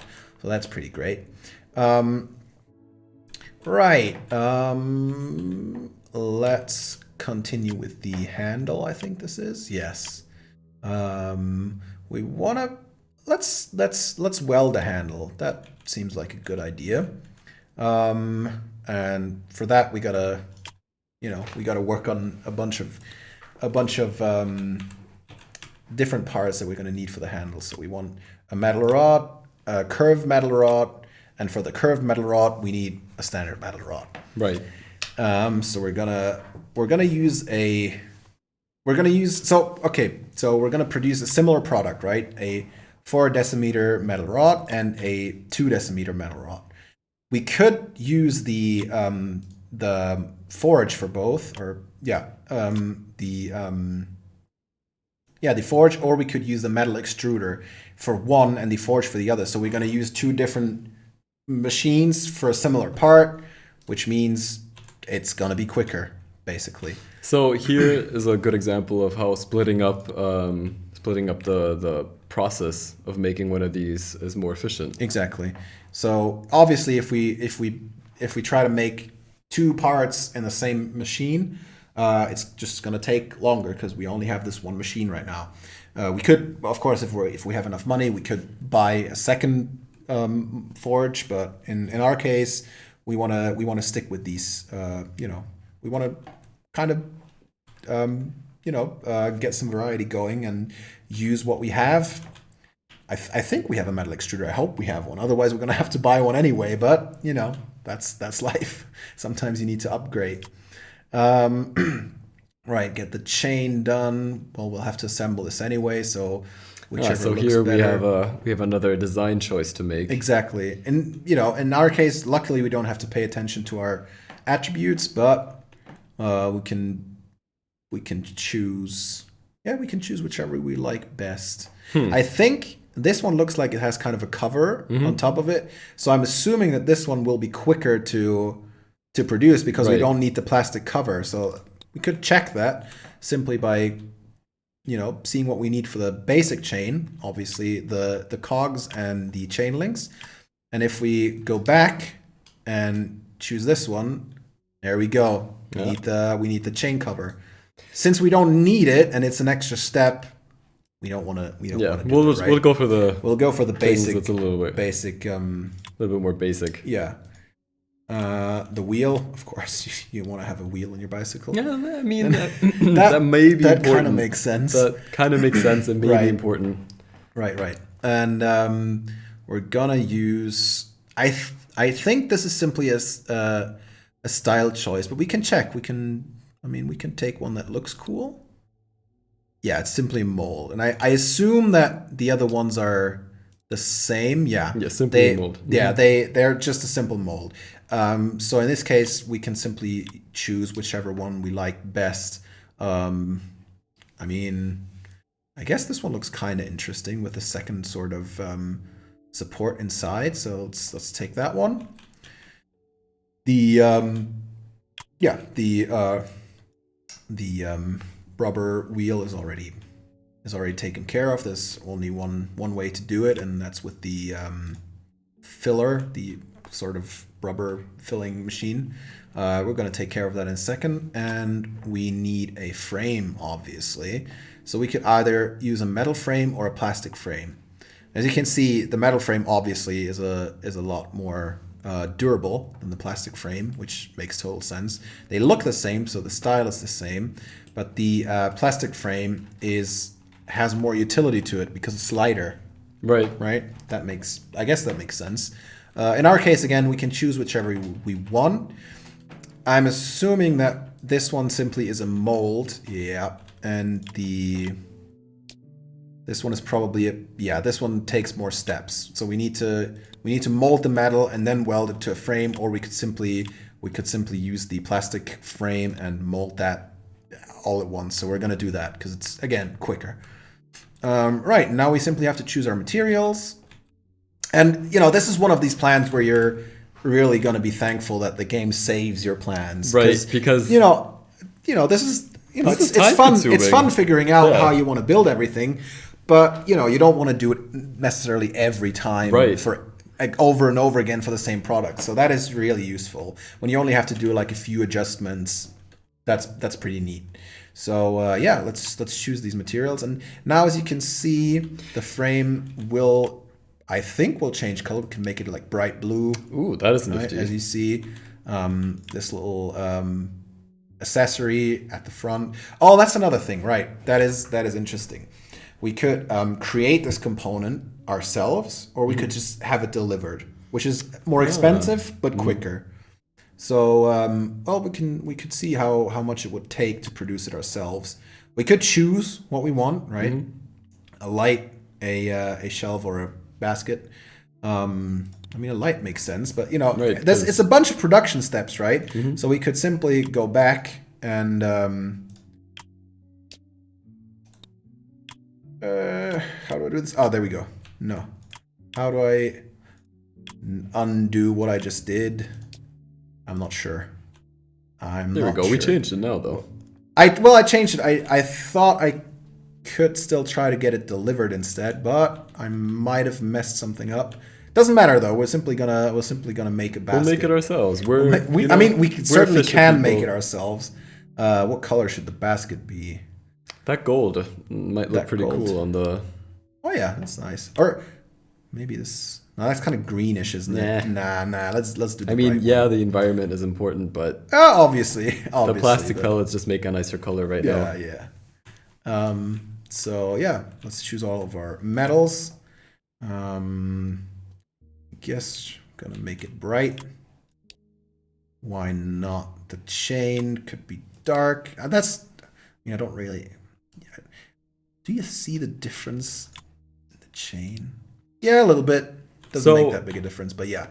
While you're clicking this, somebody asked about the different materials that you can use, and I think the materials are dictated depending on the product that you would like to make. So, if you're going to produce something like a Dala horse that is primarily made of wood, so you're probably only going to be working with wood. And as you can see here in this plan, a bicycle just has a lot of different parts, so you have a lot of different materials to choose from. Exactly. So the game kind of dictates which products you'll need. Well, yeah, the game kind of dictates what is needed for a certain product, but you always have in most cases, especially with the more advanced products, you always have a choice of what you're actually going to use. Right. So, for example, the frame, we could have made it out of metal, but we chose to make it out of plastic because it's cheaper and quicker. But the way the game might tell us or dictate or force a certain material on us would be through attributes. Right. So if we need a super sturdy bike, we're not going to make it out of plastic, most likely. Well, obviously. Yeah, exactly. Right. But in our case, we're in the green. We're lucky enough that it's a fairly simple bicycle that we're going to make. So simply going to select all of these production steps. In this case, we have 3 plastic injections to do, and we're going to shift and click all of them. So that way you can tell the workers that they all need to go to one machine to make this. Exactly. So these are all going to be done over here. Then we are doing the same for the metal forge. Got a bunch more. We should probably get a second forge at some point. But for now, we only have this one. So, we're going to use what we have. But we're probably going to order a second one at some point. Right, the assembly stations as well. Luckily for these, we already have a billboard, so we can split the workload between both of those. So that's pretty neat. The bending machine is over. Oh, and that's metal that's going to be bent. So our wood bending machine can't do it. So we got to use the metal working station. Gotta use the appropriate machines. Gotta use the appropriate machines. We have a welding station, I believe. Exactly. No, hold on. We don't. That is also the same metalworking station. So we definitely want to upgrade our factory at some point. Right, because we're seeing that all these different steps here, there's just so many of them. Yeah, there's so many, and we only have, we basically don't have enough machinery. So we want to take care of that. We do need a foam injection machine for the rubber tires. So we're going to buy that. Again, the game tells us this by making these parts flash red that we don't have. Luckily, we only have to do this once, so we're going to simply link it. Even though the machine's not here, we can already link it, so that's taken care of. That's handy. And we're going to do the same with the metal extruder. I'm going to buy it, set it up, order, and go back and link.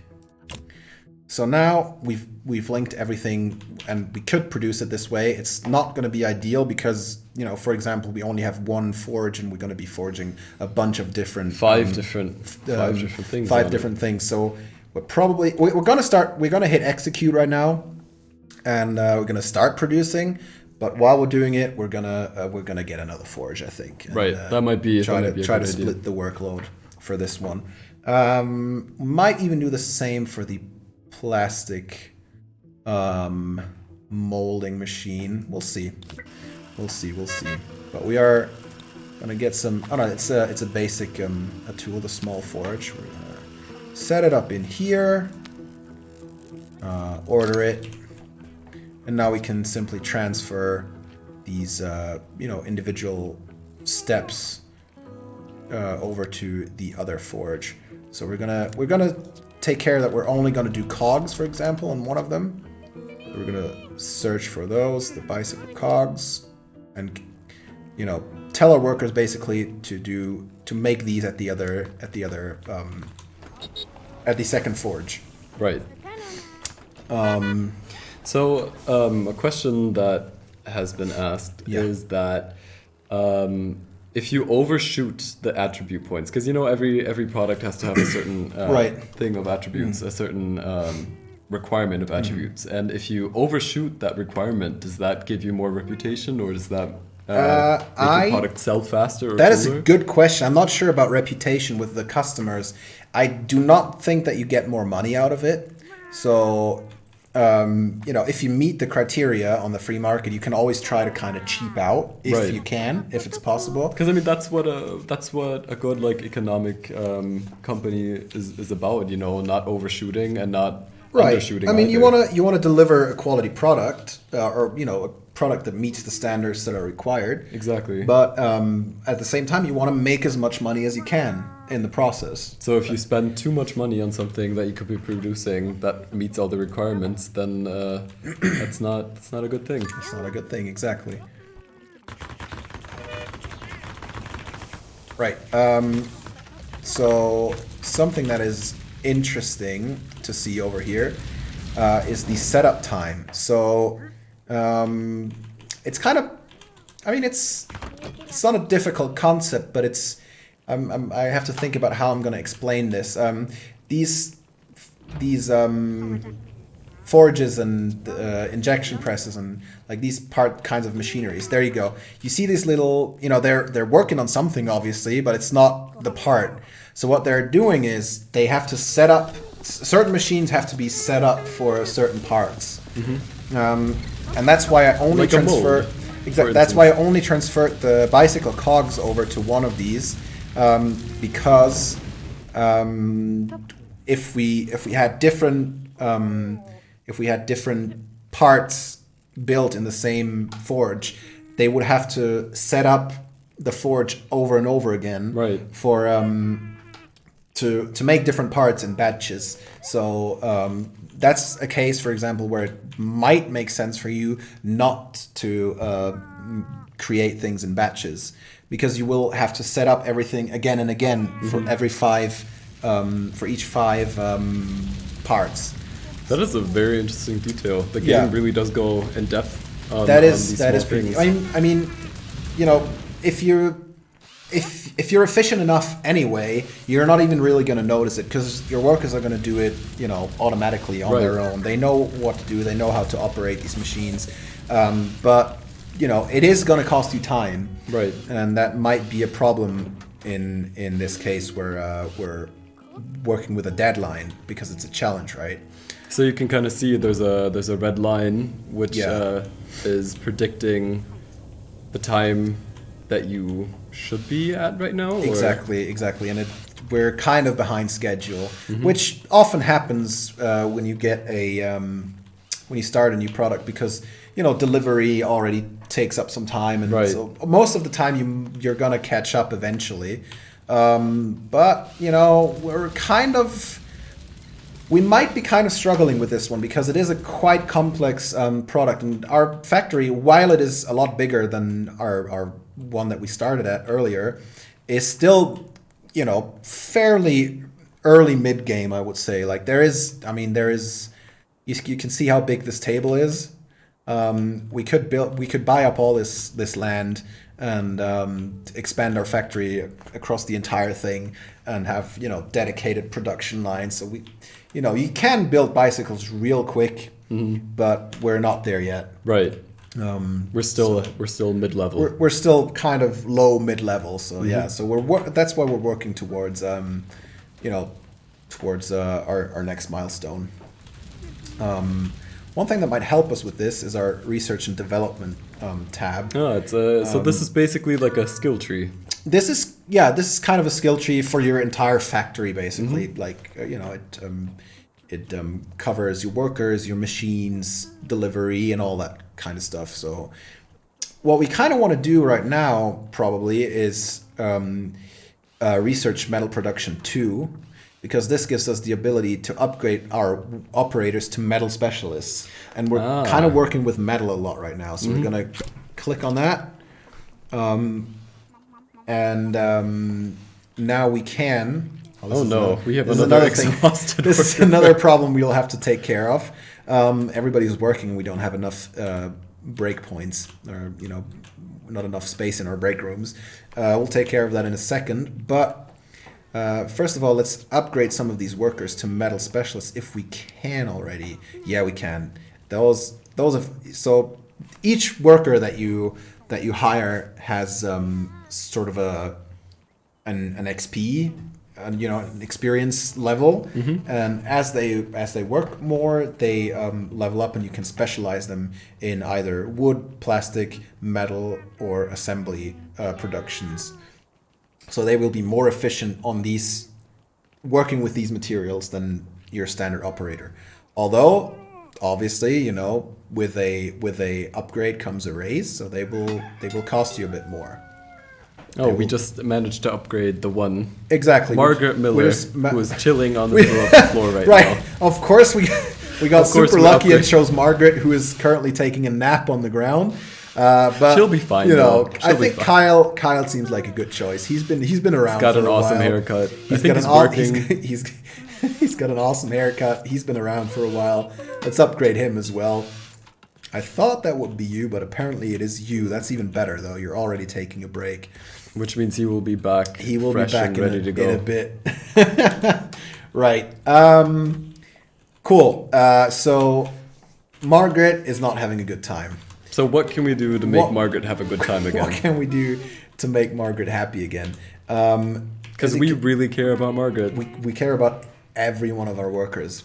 But since we're working on 3 products simultaneously right now, everybody's kind of hustling. Right? They are on their toes, and they have to get stuff done.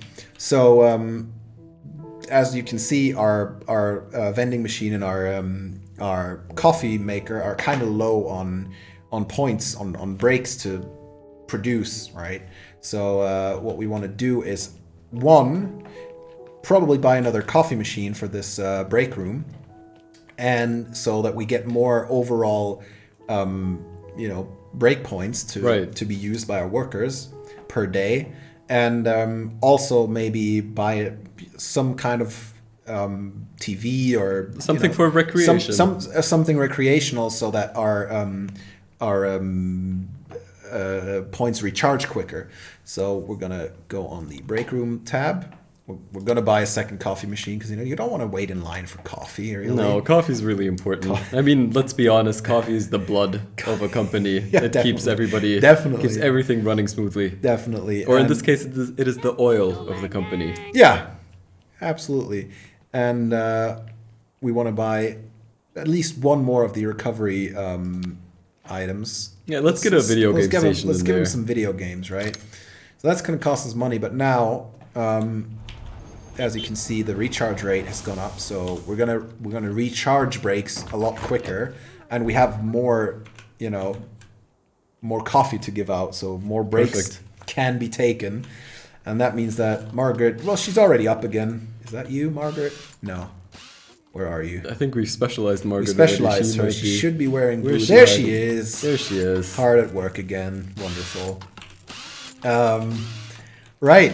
So a good question that was just asked is, do specialists prioritize jobs, which their specialty is? They will. I think they will. That is a very good question. I hope they will. And Mirage has just answered that. They do prioritize. There we go. They prioritize the jobs that they do better. Perfect. That is good. That is good. The mystery has been solved immediately. That is very good. Yeah, that makes sense. I mean, it's their job basically. They're getting paid more for it, so they better get us some results. Yeah. Right. But at the same time, we're still working on a lot of wood, right? So maybe we should also get some woodworking specialists going. Let's get us 2 of those. And we can also specialize our haulers. Not yet, actually, as I've noticed. We still need to unlock that ability. But you can also specialize your haulers, and they will, be more efficient at certain tasks. Our bikes and dollar horses are coming along. They are coming along. The dollar horses need to be painted, but we'll get there. We'll get there. We do need to repair some of our machines, though. If I hit control again, you can see that those are in the orange. So we better simply queue up some repairs simply by clicking on them. This one's still all right. But yeah, we always want to keep them up to date and in a good shape. So is there a skill or is there something that we could use to repair the machines automatically? Because I mean, as your workshop gets bigger and bigger, I mean, you're really gonna have a hard time. You're not gonna have a good time trying to find all the machines that are breaking down and later on in the game. I'm not sure which tab is exactly. I think this one. Not exactly sure where, but you can upgrade your workers to technicians at some point. That is kind of a late game thing, though. Okay. But you can hire technicians, and those will automatically go around your facility and make sure that everything stays up to date. Right. We did already make some progress on our bicycle, so we're in the green. It looks like we might be all right here, so we're going to speed up time quite a bit, so we can get some things done, hopefully. And that is a really cool feature that they added, that you can choose if you want to play the game at the normal speed, at the double the speed, and probably at thrice the speed at the normal game, maybe. Exactly. That is definitely a good thing. And just a quick shout out to Raogram, who also got a key. We are currently doing a key giveaway to all those that just tuned in or may have tuned in with the last 5-10 minutes. We are doing a giveaway on Twitter for these game keys. All you need to do is tell us a fun product that you would like to see in this game or that you think will be great in this game, and tag us or Mirage Game Studios, and make sure to use the hashtag LittleBigWorkshop so we can find you guys. And then if you're lucky, you might get a free key. Yeah. Wouldn't that be great? Fun little bonus, if your product is really cool, then I think Mirage Game Studios is thinking about implementing that in the game in the next patch. So it'll be a great addition to the game for you. Because who wouldn't like to be a part of such a great game? Right. Absolutely.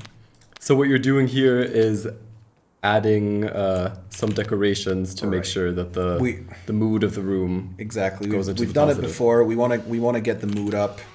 We want to make them feel at home, so we're gonna put a big carnivorous plant next to the workstation, because that's fun. I mean, yeah. I mean, who doesn't want like a little bit of a thrill while working, right? Just like, am I gonna die today while working at this machine, or will this plant leave me alone? Living on the edge a little bit. Right. I mean, we have to make sure that these workers are thrilled. Yeah.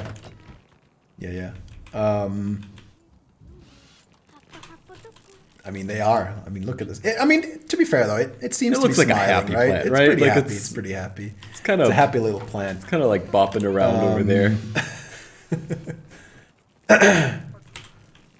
Right.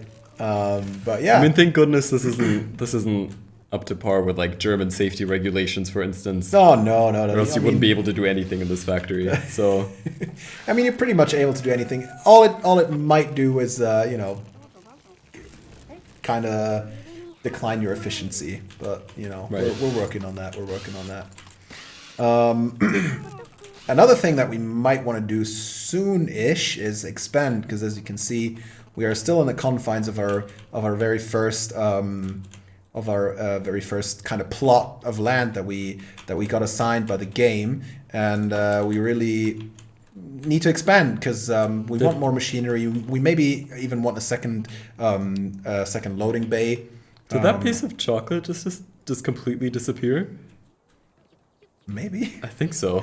Maybe it did. Oh. I mean, I don't know. I mean, I guess that's a nice little feature. Chocolate is to be eaten, right? Right. Oh, talking about nice features, I'm gonna have to show you the coffee in a bit. It's not, it's not interactive or anything, but it shows the level of detail that the devs have taken. I think I've been pretty impressed with it. I mean, which you can really see in this game. There's just so much love. Yeah, you can. I mean, you can see it everywhere, but right. like it's like these small details that I mean, I guess I'm just going to show you it once we sold our dollar horses. The dollar, the important Swedish cultural objects. Absolutely. Dollar horses are ready to be. I mean, as I've said, you can see the love everywhere in this game. Oh, we are now behind on our bicycles. That's bad, but what can you do? That's what we need to expand, I guess.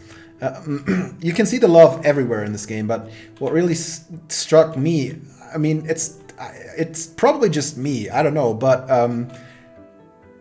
so I was looking at this table and I saw this cup of coffee, and I thought, it's a pretty basic cup of coffee, and I just assumed that there would be like a flat texture on it. Right. But as you can see, if you get in closer, you can already see how the light reflects in it. If you go close enough, you can see. Hold on, this is kind of difficult. You can actually see how the light reflects in every little bubble. That is incredible. On the on the edge of your coffee mug. That is like. And this isn't even like it's the main focus of the no, game. This not is at all. Just Not at all. This is just a coffee cup on the side. This is a little set piece. This is just how much love the studio has put in. It's wonderful. And it is incredible. So hats off to Mirage Game Studios for making something this great. But yeah, let's expand a little bit and buy this little plot of land down here.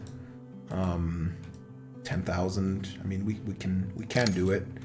And now, simple as that, it is available for us to use and build upon. So, how do we best do this?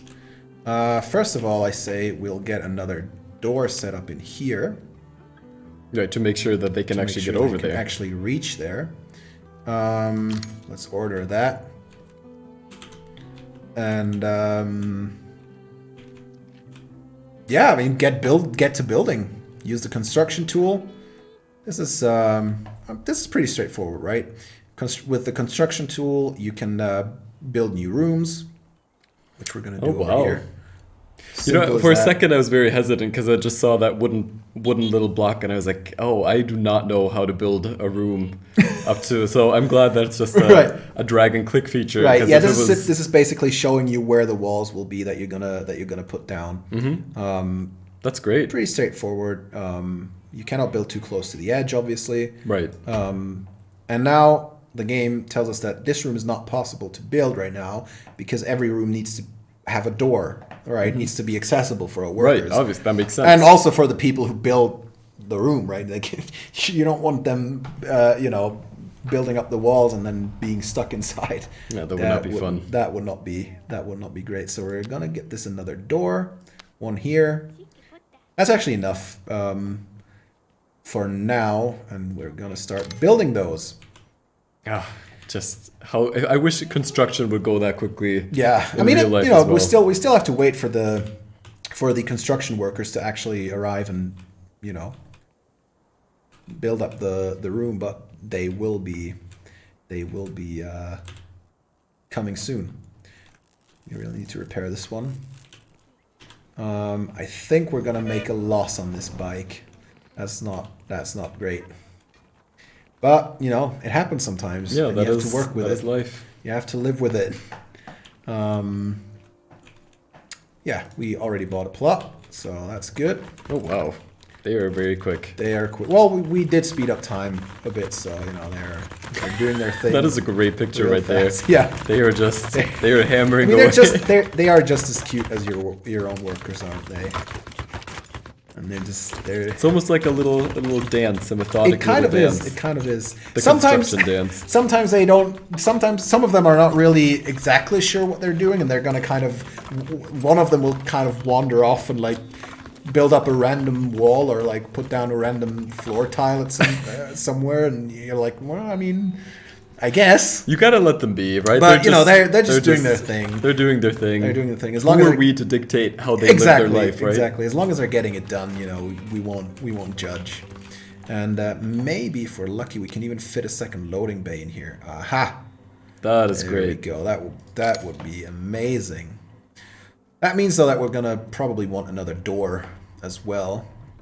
I maybe should have done that all at once because now we'll have to wait for someone to arrive and get the door. But that's how it is. That's how it is. We'll be all right. Yeah, the bikes are not gonna get done. We kind of bit off a bit more than we could chew with that one. The phone is actually ringing, and it's Vlad. Oh, this guy! I love this guy. Yeah, and he's not happy because he sees that we are now larger than his pet project, Sanguine Logistics. Maybe it's time I put a stop to your little workshop of silly products. I mean, dang, he's he's menacing. He is menacing. I mean, look at this guy. He's got the squinty eyes and the really pointy mustache and the top hat. He's the bad guy, right? He's our rival. He is our rival, and he lets you know every now and again by calling you and either threatening or just simply annoying you. It's nice. It's a nice little touch. I like it. The good thing with the chocolate is if you eat too much of it, it simply grows back. That is okay. That is all right. I vote that this is what the Little Big Workshop produces from now on, because that's what I need in my life. I need the chocolate. That is what every chocolate should do. The automatic refill. That is. That would be glorious. That would be quite glorious, actually. Yeah. Let's get some more challenges. Actually, I mean, the bike is not looking good right now. It's not going to work right now. It's simply not. We're simply not going to make it. But we'll see what happens. We'll see what happens. Let's speed up time again. And maybe actually while we're doing this, let's set up some more. Let's set up some more machinery up in here. Some metalworking. Machines would be pretty neat. Actually, we don't. We might actually want the plasma cutter. I mean, of course we want the plasma cutter. Of course we want the plasma cutter. I mean, that sounds so epic. Who doesn't? Even I would want a plasma cutter. I don't have any use for it. I don't even know what to do with it. I don't even know what to do with it, right? Yeah, but it's just so like. I know. If I have friends coming over, then I could show off my plasma cutter. Maybe I can use it to slice some bread or like some vegetables. I mean, you probably could slice bread with it and then at the same time even toast it. Right. Right? True. I mean, I would 2 hope in so. 1. I would hope so. And because this is going to be our metalworking room, right? We're going to reset our forges over here. So I guess we're gonna kind of specialize on some metal. We're going to products. specialize some areas. You know, we want to be more as shown by the kind of, you know, we kind of missed the goal with our bicycle production. We kind of want to, you know, improve our metalworking processes. So that's what we want to try right here. We have an interesting question in the chat as well. Somebody asked how many hours of direct gameplay we can have. That is a very good question. The thing is, this game is so complex. As you can see, you can specialize every factory. You can add so much. This whole tabletop can be bought to start preparing products. And I mean, if you think this is already kind of big, it's not. This whole tabletop. Yeah, can I be mean, if we check the factory.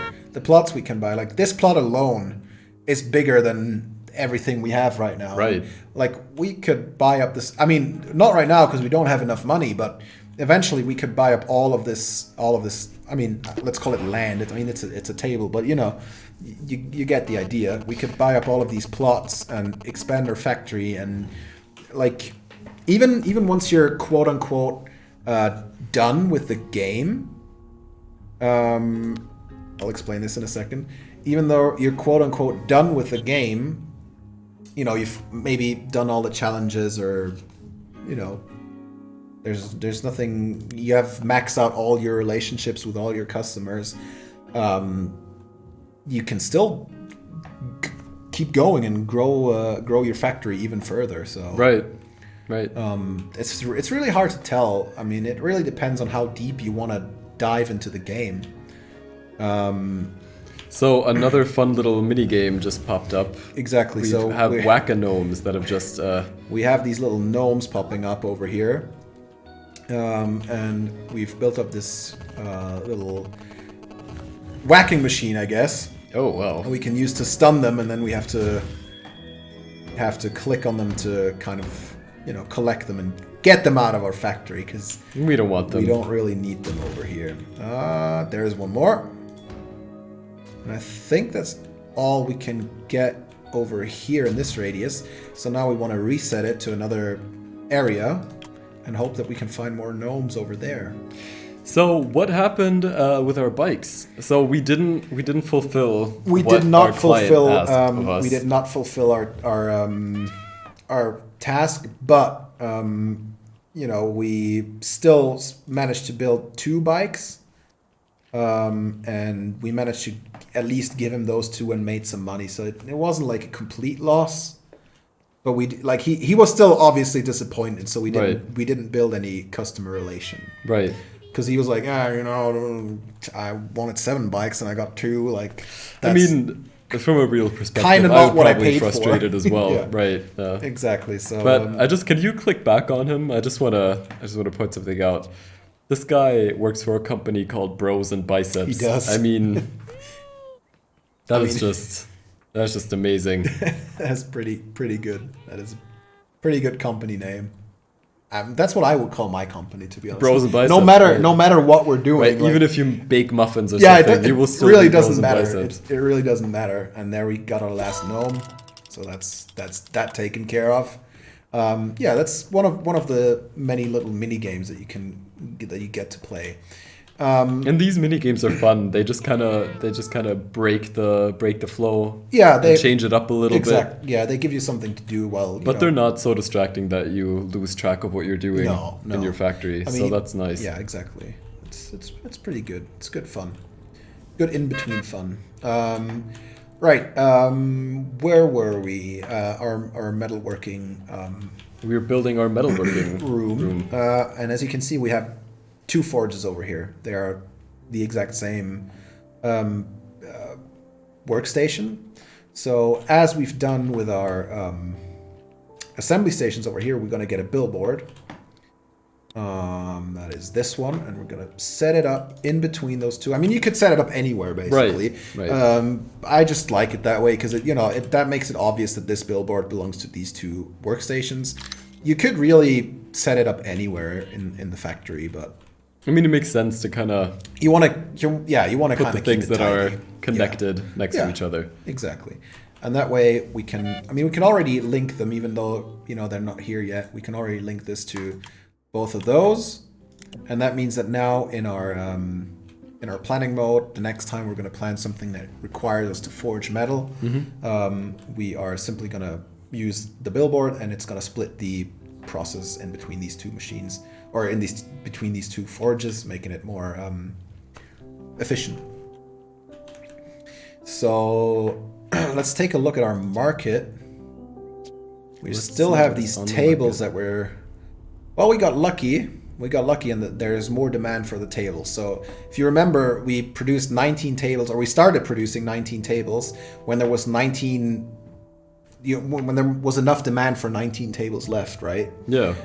The market in the meantime updated, and now the demand actually is higher than before. So that's kind of lucky. That is lucky. We're definitely going to get to sell all of our tables. If we had gotten unlucky, we might have lost, or demand might have dropped, and instead of being able to sell all of our tables, we would have had to scrap them, or just sit on them and wait for them to return to the market, which is what we're currently doing with the bikes that we couldn't deliver. So we are just sitting on those bikes. We're currently still sitting on those bikes, and as you can see, the market is empty. There is no demand for bikes right now, or for these kinds of bikes right now. Which I don't understand, because look at them, they're beautiful, right? They're fabulous, but what can you do? You can only control the market so much, right? Right.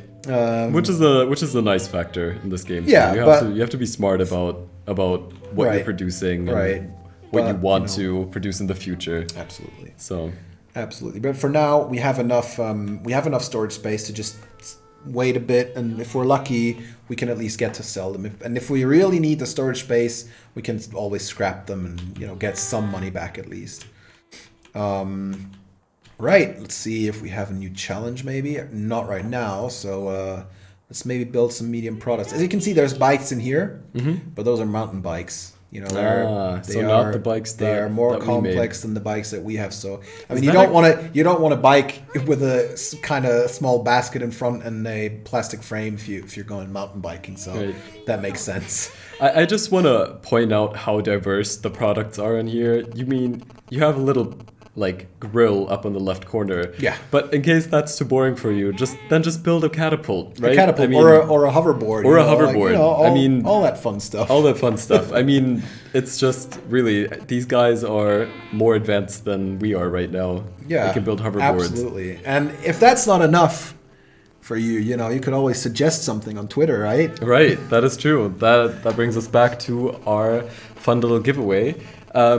We are currently doing a giveaway right now, so if you want to, then you can tag us on Twitter, and tag Mirage Game Studios on Twitter, and use the hashtag LittleBigWorkshop and suggest a fun little product for this wonderful game. And if it is funny, or if in general we think it's a great idea, then you do have the chance to get a key for this game and play this game for free.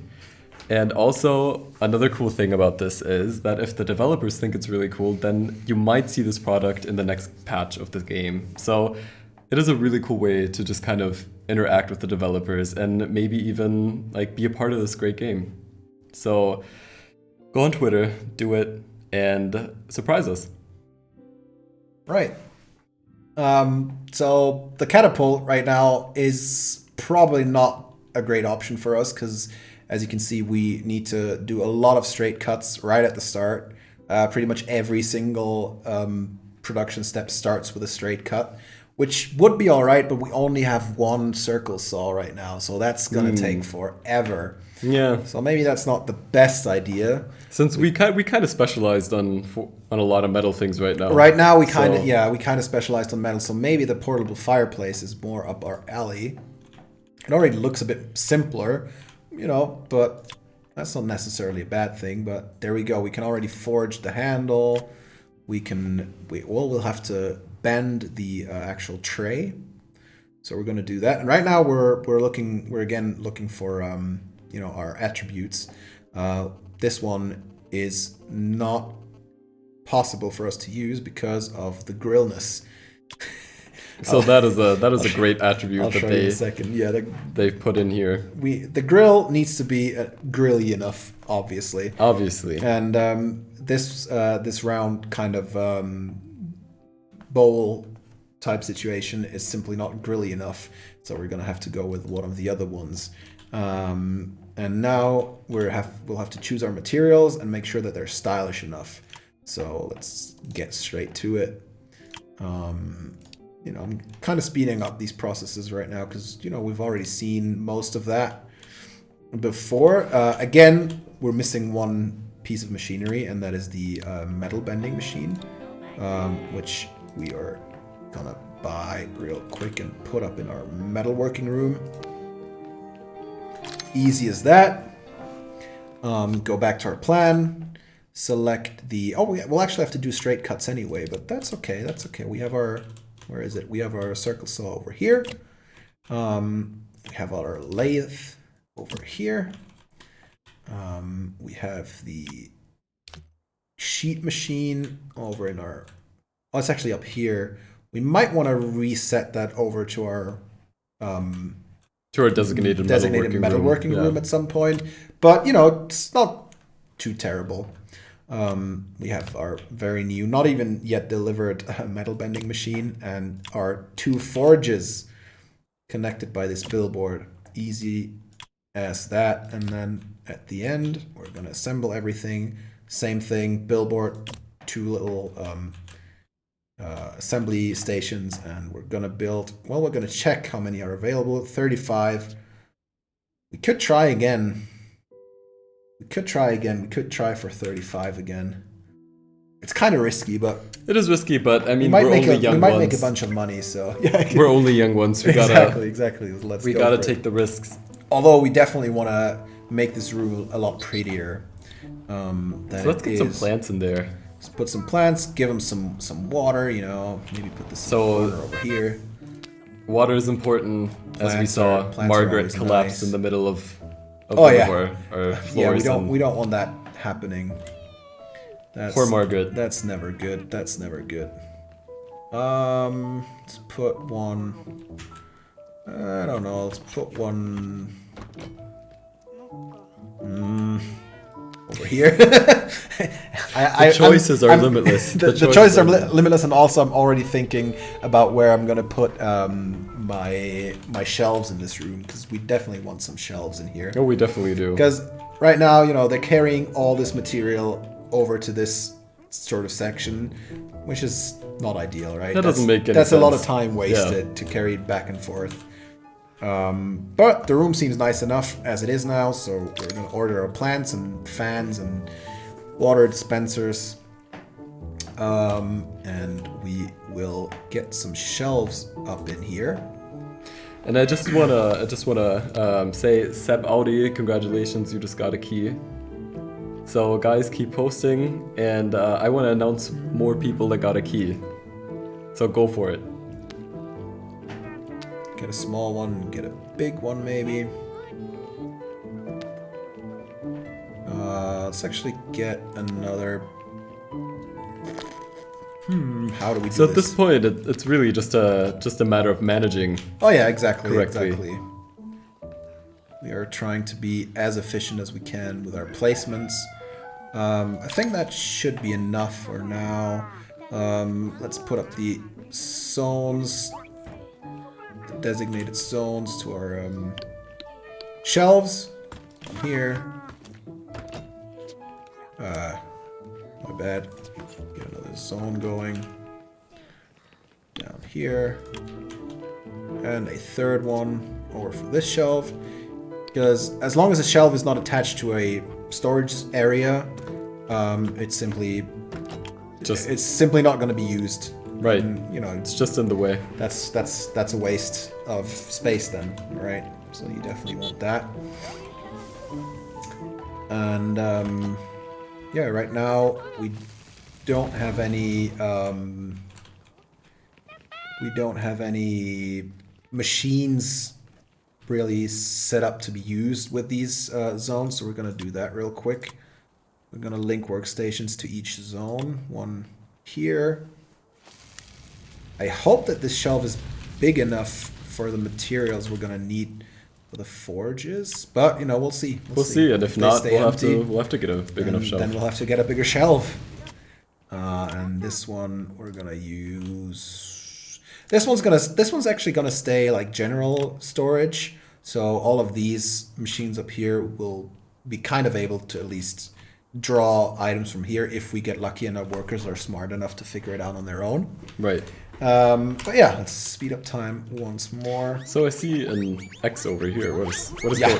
what is going on there?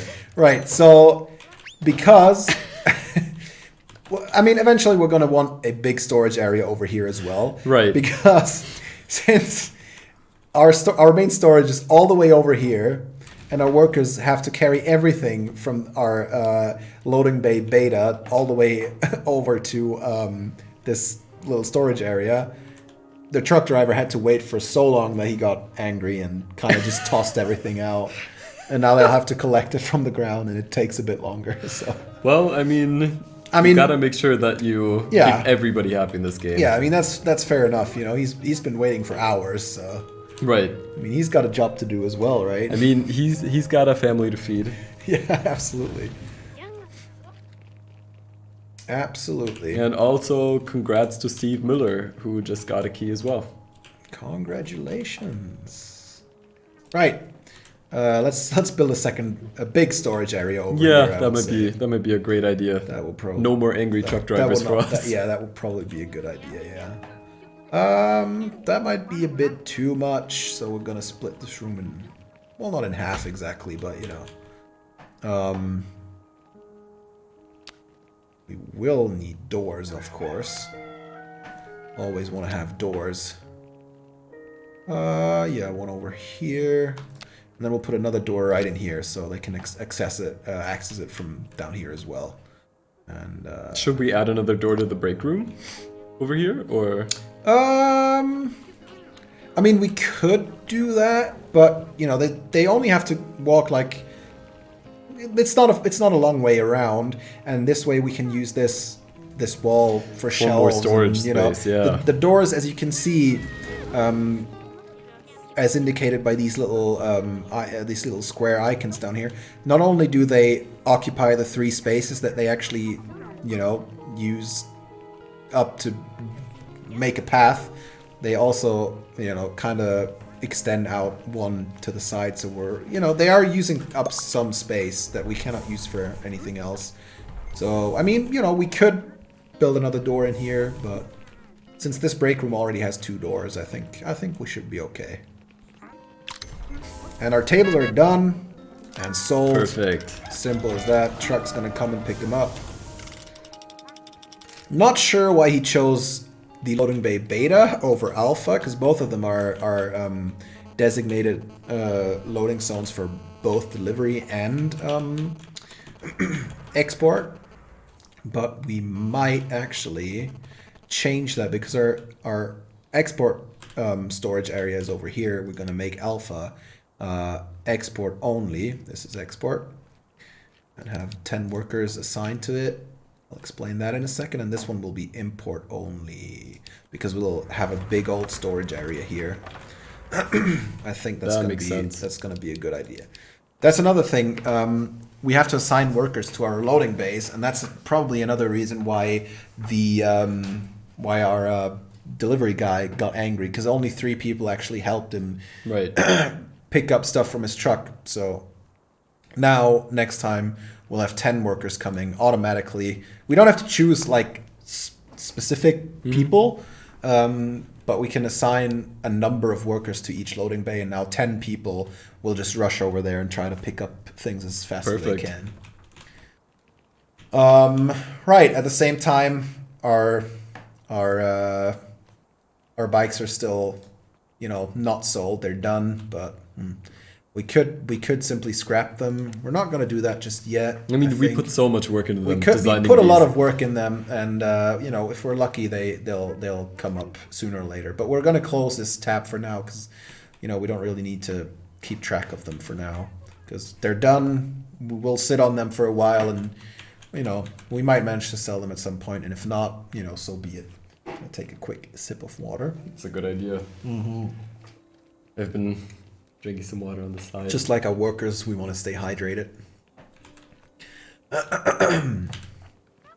Yeah, let's speed up time again. Get those fireplaces finished as quick as possible, hopefully. All right, and let's get to building our storage area up here. We will need shelves.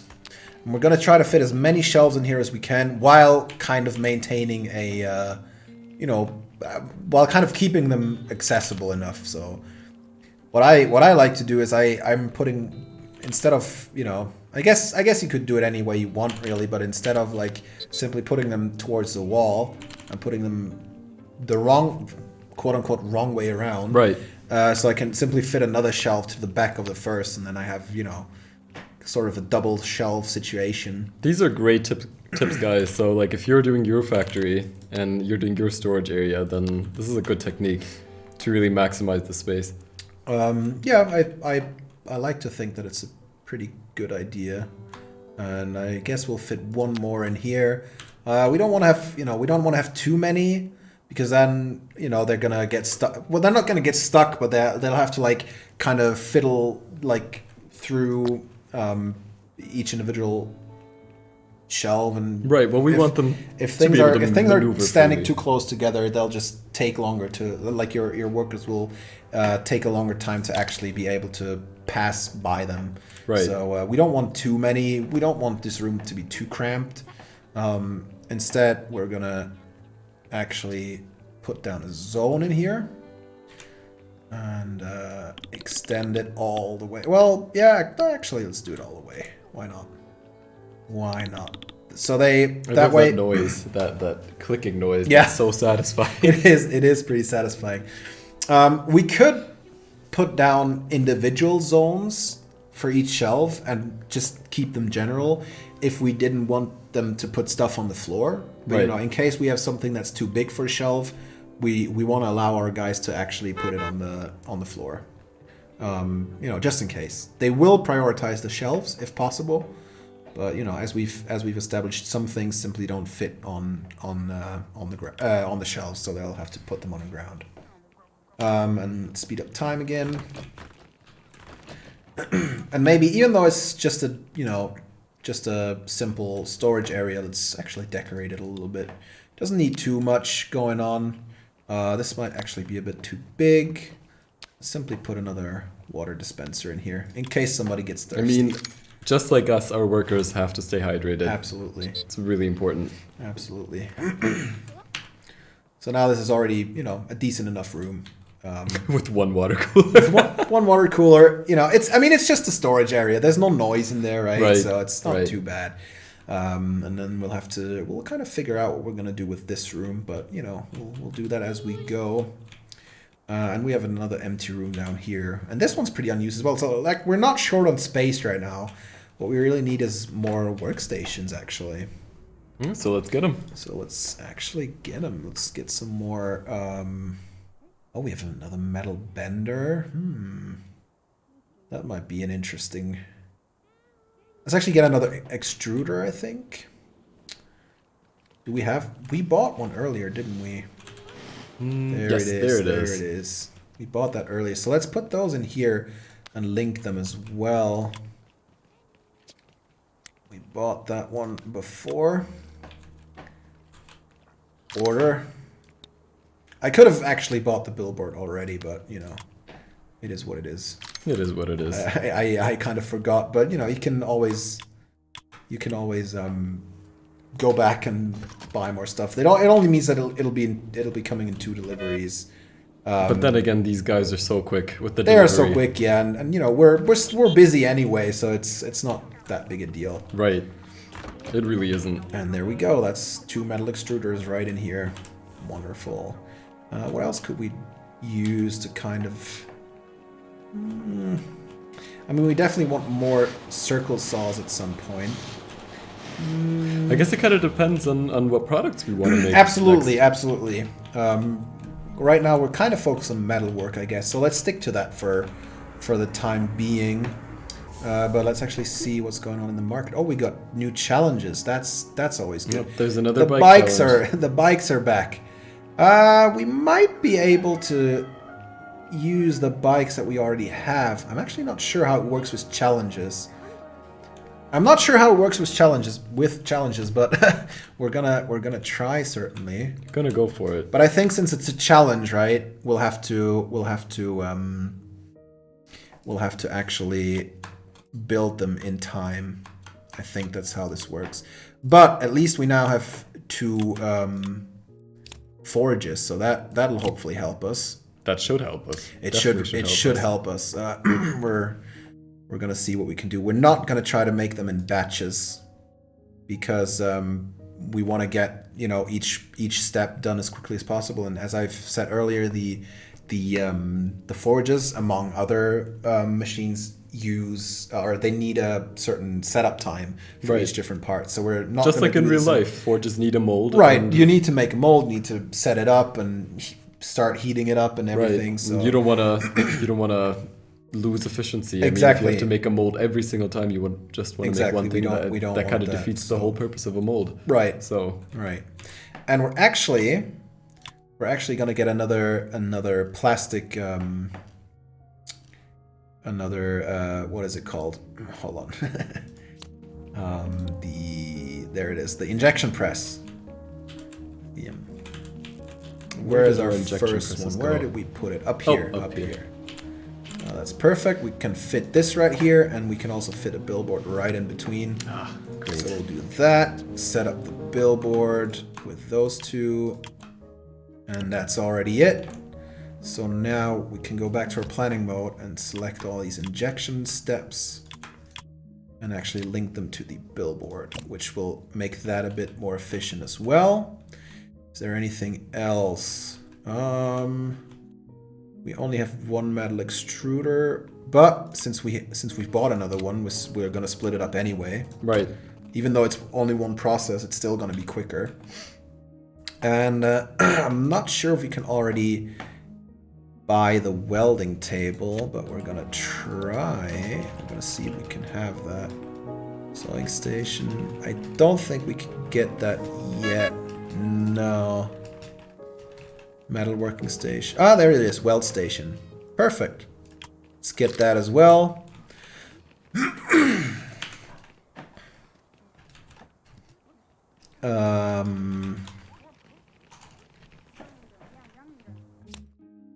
And actually link the welding process to the weld station, because that's simply quicker than the basic metalworking station. As we've determined before, right. We got to make sure that we choose products that we can basically make in the time that is allotted to us. Because last time we did not make it on time. We did not, and we're gonna try again and see. And we'll try again. See if we can be better. Hold on. Right, and we've also bought a metal bending station, so we don't have to use the very basic metalworking station as much. And I think that should be a lot more efficient now, hopefully. So let's execute that plan and speed up time. See what happens. I mean, there's obviously still a lot of room for improvement, right? Yes. Yes, obviously. We're by far not perfect, and I don't think we're ever gonna be, because that's just, it's difficult. It's not the point of the game either. It's about constant optimization, and exactly. It wouldn't be fun. It would not be fun if you were just perfect right off the bat. Exactly, but as we're simply gonna improve step by step and see what we can do. And also, what we definitely want to do, since this is a challenge, we want to prioritize this project over the fireplace. So now all the workers will try to focus on the bicycles and get those done as quickly as possible. And if they have some downtime in between, or all the needed workstations are occupied, they'll focus on the fireplace. Right. So, and since we have a, since we need to get this done in a certain time frame, we definitely want to focus on that and speed up time a little bit and just simply watch them go about their things, their days. So we're in the green again, so that's nice. Right now we're in the green. Well, we'll see what happens. We started out in the green last time, but somehow we kind of messed it up along the way. I'm not exactly sure. It's probably not one thing that we did wrong necessarily. It's more like overall our process wasn't ideal enough. Right. We simply took too long overall. It's often hard to say what specifically was an issue, because nothing really, we didn't make any mistakes per se, but we just weren't efficient enough. Another thing we could do to improve efficiency is give our workers anti-slip boots, because as you may or may not remember, they did kind of drop a bunch of stuff all the time. So we definitely want to do that and reduce the risk of falling and slipping on things. That's not ideal. So what other things are there on the skill tree? Well, obviously, I mean, there's things that are locked, right? But yeah, there's a lot of stuff that you can get. So basic things like more efficient plastic production, metal production, and so on. You can unlock later on in the game. You can unlock an internship program, which basically interns are basically workers that randomly appear. You don't really have control over them, but just like all the regular interns who are just loose cannons whenever they right, get to a company. They'll just drop in your factory, drop by, do their stuff. They're basic workers. They help you get stuff done, and then at some point they just leave again.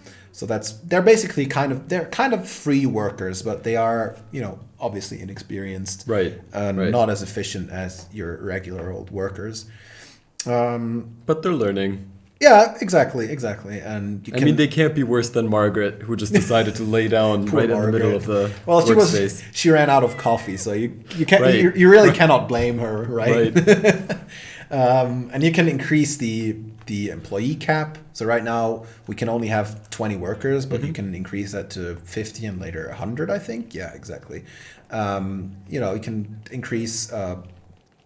You can give them speed boosts, and there's all kinds of things that you can unlock. And later on, there's a second sort of skill tree, which we need to unlock the silver milestone for, and that will then let you focus on, say, mass production or quality production, and then depending on which path you choose, and you don't really have to choose, but it makes sense to choose one path first, and then kind of say you try to go for mass production. So that means your workers will get a bonus on producing a lot of products really quickly. Right. But more they tend to be simpler products, or you could go for quality, and then they'll get a bonus on producing more complex items. And yeah, that's basically how that works. I don't think that we're gonna see that today, because we need to unlock the silver milestone first. But that's something to keep an eye out for. So there's even once you've completed this entire skill tree, there's still more to come. So what makes sense, I guess, is to research plastic production and get plastic specialists actually. That does make sense. Yeah, because we're working on the bikes again, and there's a good bunch of plastic work going on, and we have a lot of experienced workers here still. Yeah, the stars are popping up. They're getting more and more experience. Yeah, exactly. And so we'll get Lily and Emily to be plastic specialists. That sounds like a decent idea to me, anyway. And while we're at it is. It's always good to have a couple of specialists. Oh, definitely.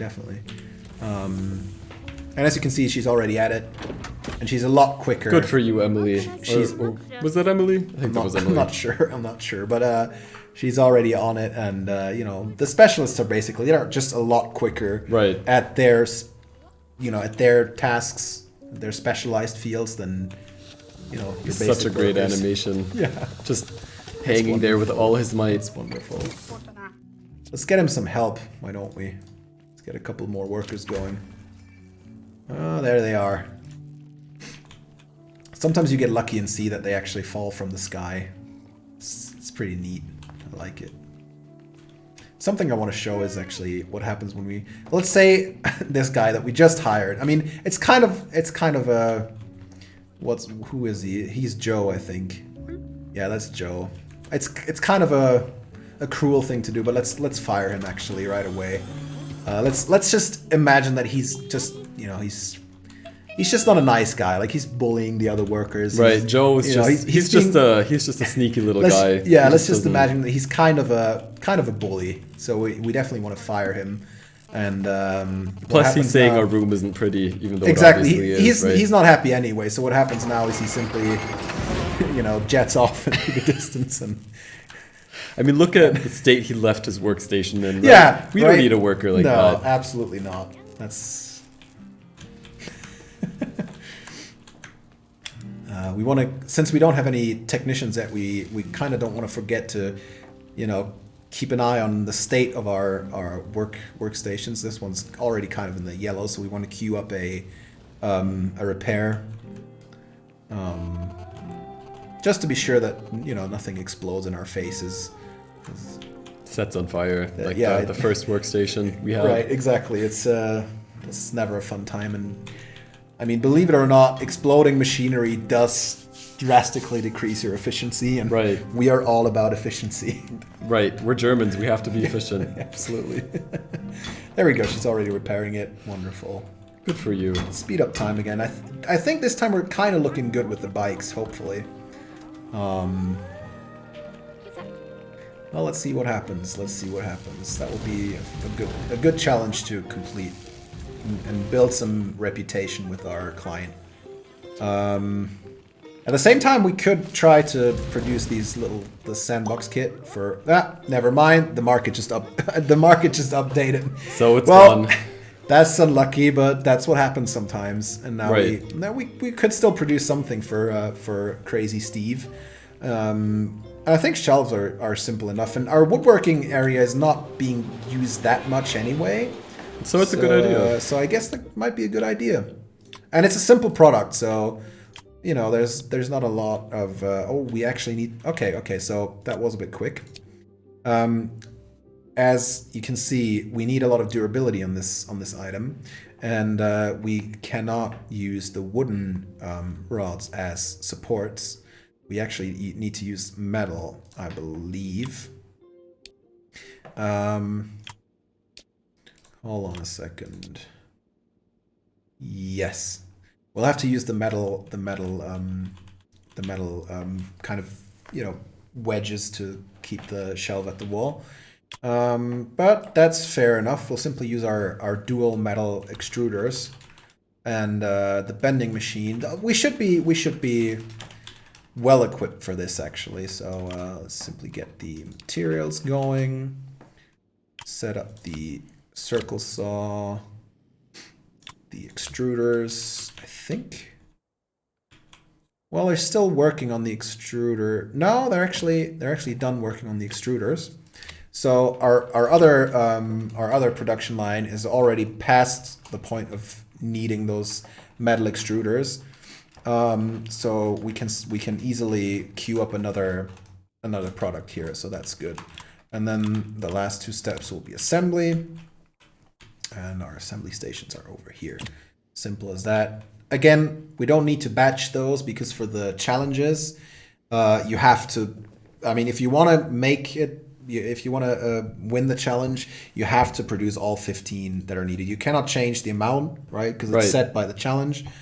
And Yeah, so there's no point in batching this up. It Right, would only... because then again, this is not a situation where we are short on money and we need to quickly sell something Exactly. to make sure that we But stay. we want to make sure in the that we plus. hit the deadline. Right. And so we want to be as efficient with every individual step, and that's why we're not batching it up. We don't need to randomly sell 5 of these, you know, in case we're low on funds or something. Plus, we just want to make Crazy Steve happy. He's just Exactly. like one of our best clients. He's one of the better clients that we have, and so we're gonna simply reshuffle our priorities right here. You know, the shelves should come along hopefully once they're delivered. We'll see. Let's actually hire a couple more workers to be able to, you know, use all this machinery. But we should actually be all right. We could now, you know, since we're way ahead of our schedule with the bikes, we could kind of focus on the shelves for a little bit. Right. Make sure they get done Make first. sure they get done as well. You know, that's kind of a way to min-max your production lines. Right. You know, obviously we want to still keep an eye on the bikes because, you know, we don't want to focus on the shelves too much and then fall behind on something else. Okay, we have another issue over here. Oh, Apparently we don't have enough brakes. Oh, there's Available. another work over here that collapsed. Oh my! Well, that's Poor not little good. dude with like a sick That's not ponytail. good. I mean, I guess one thing that we could do would be to set up a third break room Over here. This Yeah, is that a looks nice little area. It's like a great So area. let's actually do that right away. We don't want to overwork our employees. That's not a nice thing to do. So let's get a door and order. We'll have to wait for the room to be built before we can actually, you know, set it up. But thank God our workers are just quick. Yeah, absolutely.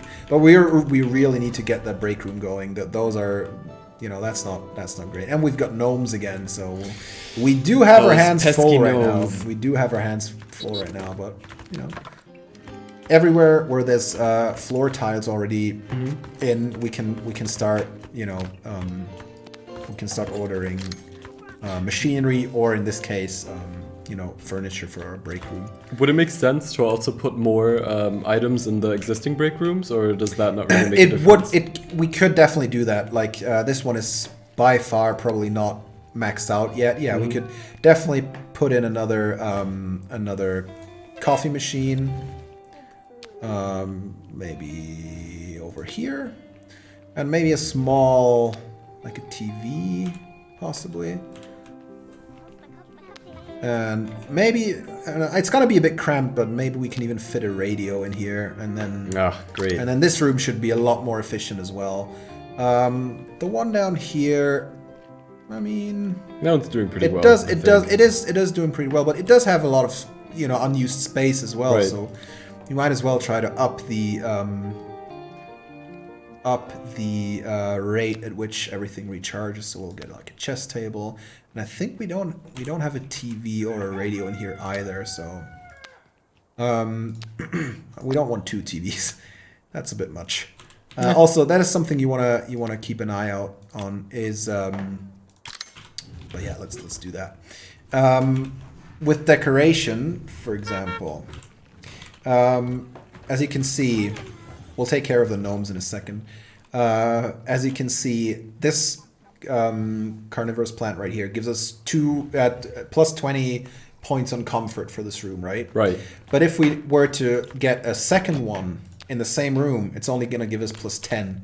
So it does not stack. you have to kind of keep it, you know, diverse. Right. You don't want to just put in 20 fans in one room. That's not going to help your mood, really, right? Well, I mean, it does help you cool down, though. I mean, it really definitely does. helps you cool down, but it really doesn't help the mood of your workers in that case. Let's set up the whack-a-gnome machine. Just to make sure to get all those pesky gnomes. Yeah, there is one. But we need to stun them first. We cannot just get them like that. But, you know, it's just, we'll get there. We'll get there. So it looks like our break room is done up there. Oh yeah, it is finished. It is finished. So let's actually furnish that as well. So we'll actually get a second coffee maker right away, and then a table, maybe a video game, you know, all that stuff. A fridge. We could also decorate the break room a little bit, so it, you know. Right, improves the mood. It does help the mood for sure. Right, let's actually whack these gnomes. There is one. Oh, there it is. Got him. Did get him easily. They are kind of hard to spot right now because there's a lot going on in our factory. Yeah, great. Wonderful. We might want to get a second one of these as well because you know, depending on where they are, they kind of have to go pretty far. So Yeah, that looks like a good space right there. that looks like a pretty good space for a dumpster. So let's do that. There's 2 gnomes right here as well. Oh no, those dang gnomes. So let's hope that we can get them over here. So if you just tuned in, this is Little Big Workshop. We are HandyGames. We are streaming this game that was developed by Mirage Game Studios. It's an awesome economics simulator. And right now we have a giveaway going on. If you tag us or Mirage Studios on Twitter with the hashtag Little Big Workshop and suggest us a really cool or fun product that we can maybe incorporate into the game, then you might actually get a key for it as well. So suggest it, and if the product is really cool and Mirage Game Studios loves it, then they will incorporate that into their next patch, maybe. So really check it out. It's a great opportunity to be a cool part of this game. We're really behind on the shelf, unfortunately. That is not looking good. That So is what can not we do? good, no. Is this a situation that we could save? It is. I mean, we are pretty far behind. Although, if we kind of check where we're working on or what we're working on, we are getting done quite. We are getting done quite a bunch because. Hold on. We check this billboard. We're already done. Like, the thing is, we're it seems like we're behind, and we probably are. But there's not a lot of steps left to do for us. So right now, I mean, I don't think there's anything we can really do to save this. Probably, unless they really start assembling them soon. But then again, our bikes are kind of sliding off into the red as well. Our bikes So- are kind of sliding off, so we kind of want to focus on those probably. Right. Maybe those can still be saved. The shelves, I mean, it really depends. We did get a lot done already. Like the circle saw is done. All of those steps are pretty much over with. But yeah, We are not doing good on these challenges right now. we are really not. We're really not.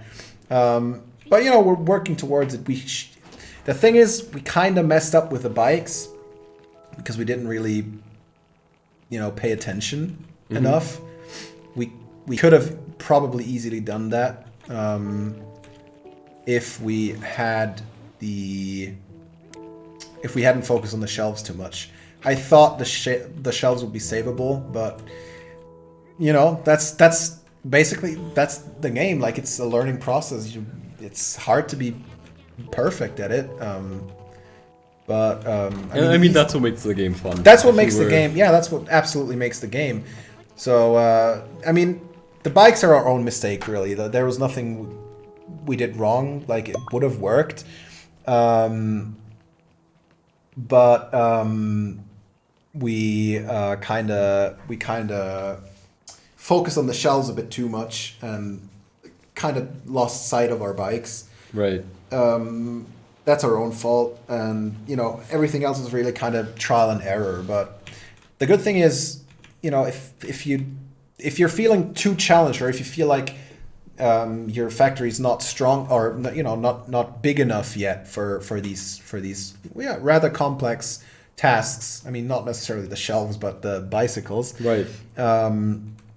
You can absolutely simply work with the free market for a while, and make money that way, and build your factory, and then try the challenges at a later time. So that's what keeps the game challenging, I guess. Is figuring out where you're at, how strong you are, and I mean, if you notice that you're simply not getting the bikes done yet, focus on something simpler on the free market. You can always do that, and there's no time limit on that, and you can simply come back to it later when you've Sadly, built it. yes, we'll have to. When you we'll have to. yeah, There's we'll no have other way to. We'll have to. to do it now. When you've built a stronger factory. Yeah, that's simply how it is. As I said, there's always room for improvement in this game. You're never gonna have a perfect. I guess given enough time, we're gonna probably see some pretty strong, near perfect factories at some point. Right. It does take a while, and it does take dedication. Again, you can always go back to the market and just simply build rubber ducks, and you're still gonna make money off of it. Right. Right. If yeah. Let's speed up time. Our pretty but bikes. I don't think the bikes are salvageable. No. We did mess that up. Sadly. Oh well. That's life. It is how We'll it have is. to work on simpler products. We're still gonna make money on the fireplaces, so we'll be okay. We'll be okay. We're not gonna go bankrupt, but we're gonna have to come back to the challenge later on.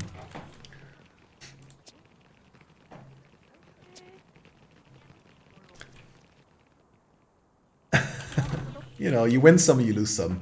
Yeah, I mean that's just That's just life, really. that's life, Gotta take it easy. Yeah.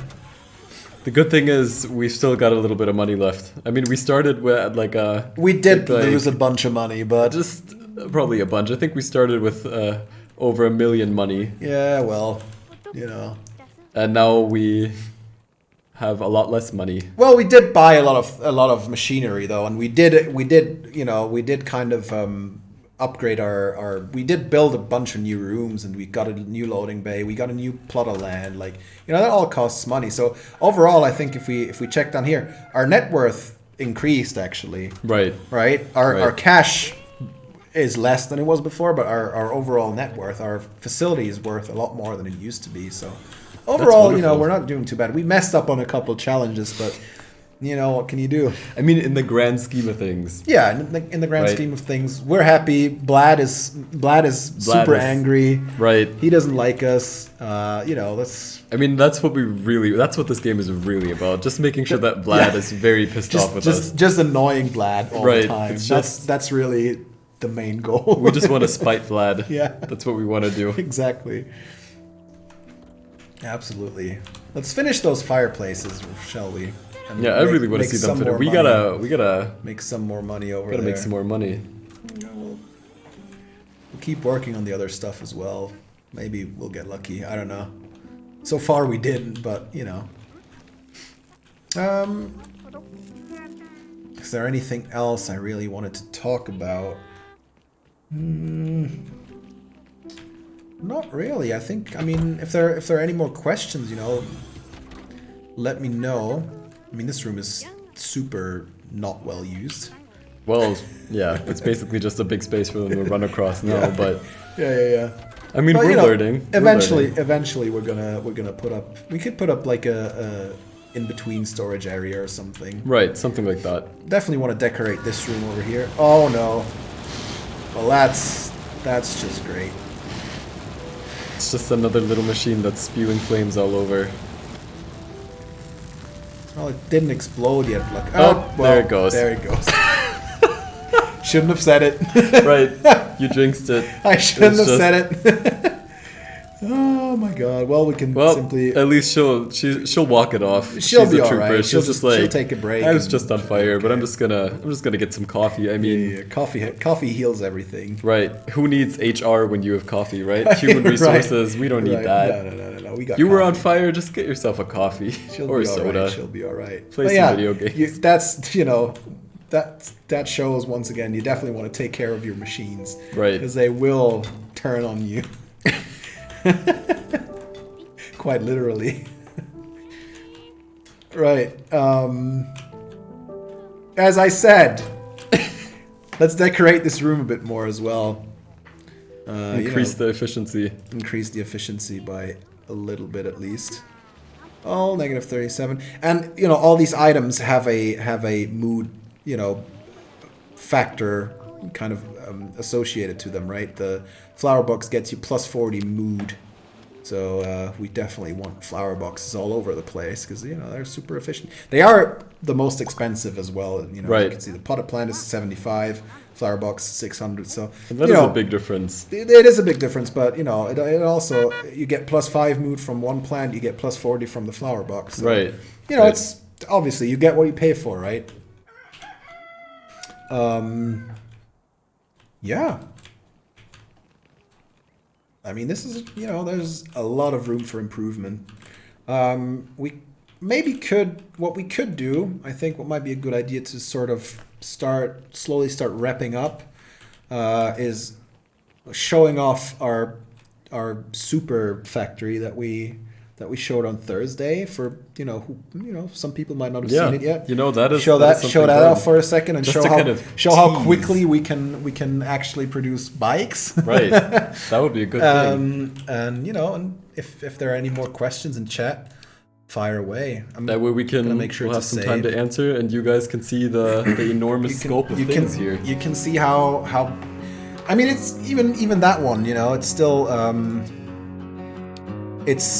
it's super big and it's very efficient, but it's still not perfect, right? Right. There is still more room to build. There is still more more room to get machines done or get machines set up, get things done even quicker.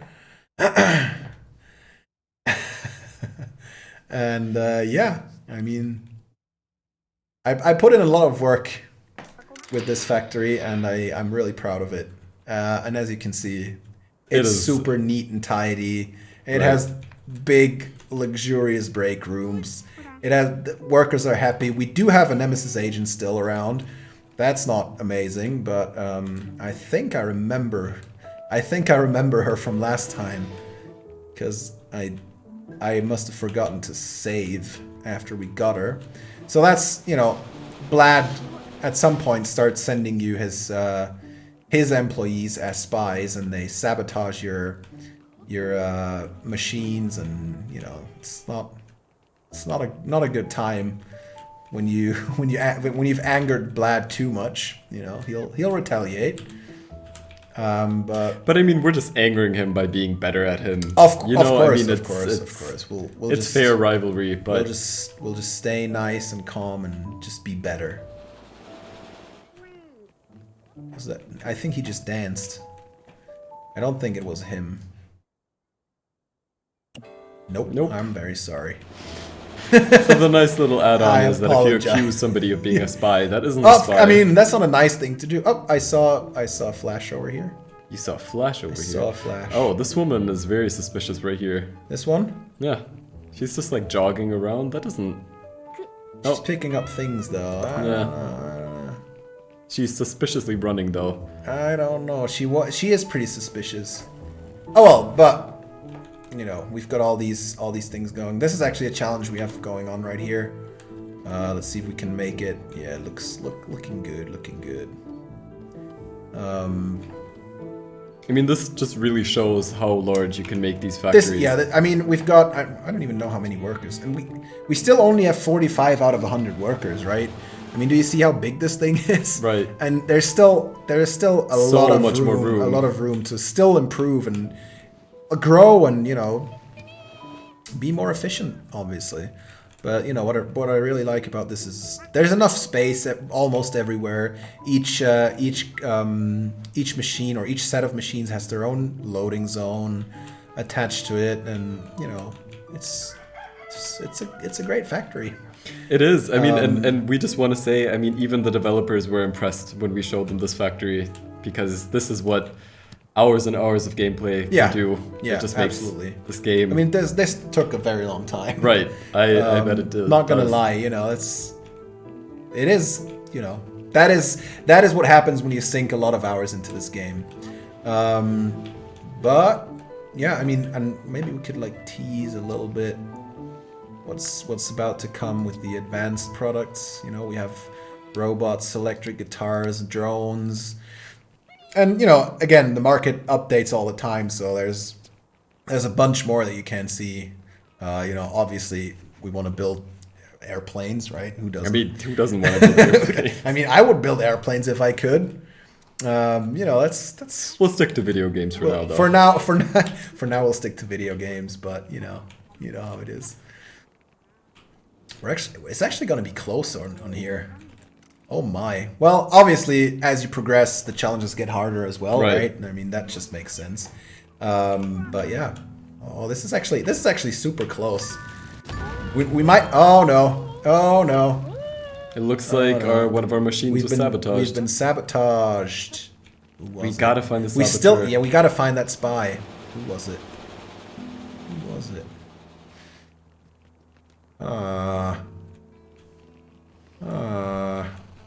We might actually end on one final fail with this challenge. I mean, what can you do? I mean, right? we have to we have to work with what we got. Right. But you know, we're being sabotaged all the time, so that really doesn't help. I don't see anything suspicious right now. I mean, other than this burnt out assembly station.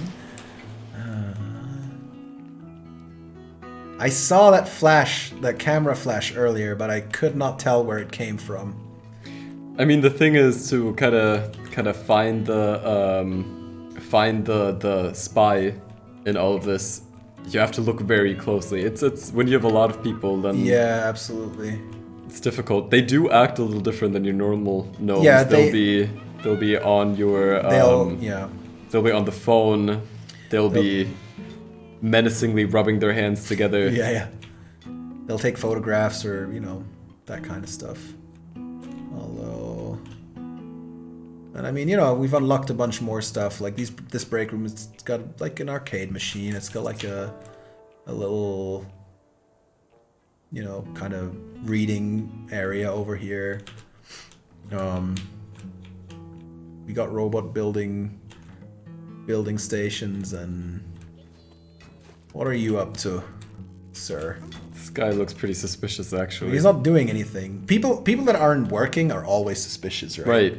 I mean, that's what this game is about. Working efficiently. What are you doing? Where's he going? I'm just gonna follow him around. See what I'm blaming this fireplace fail. I'm blaming it on you, just so you know. Oh no! I actually hit tab and opened the planning mode. What are you up to? Uh-oh. That's sabotage, my friend. Get out of my factory. Oh, I need to actually find an angle where I can click on him.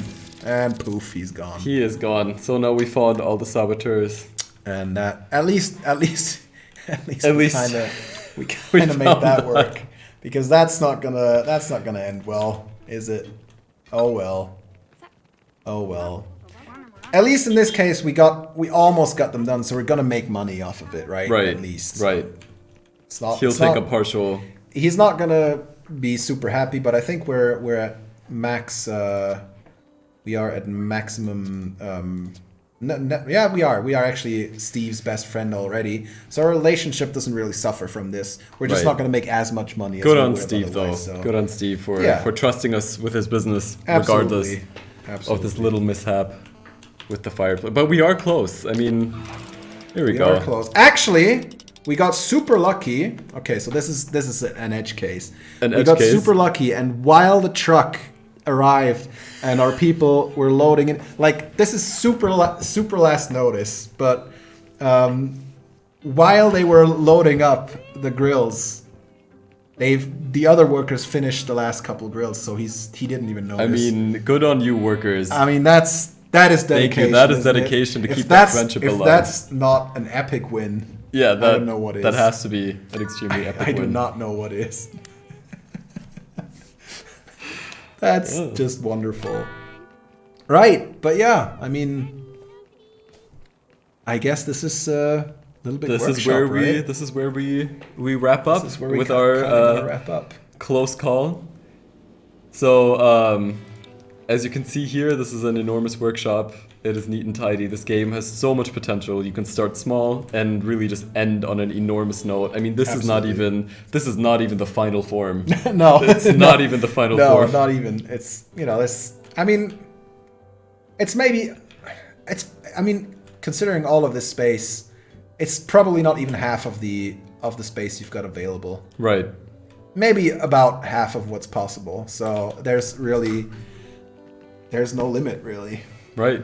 There is no limit. The sky's the limit with this game, and the items that you can make are so much fun.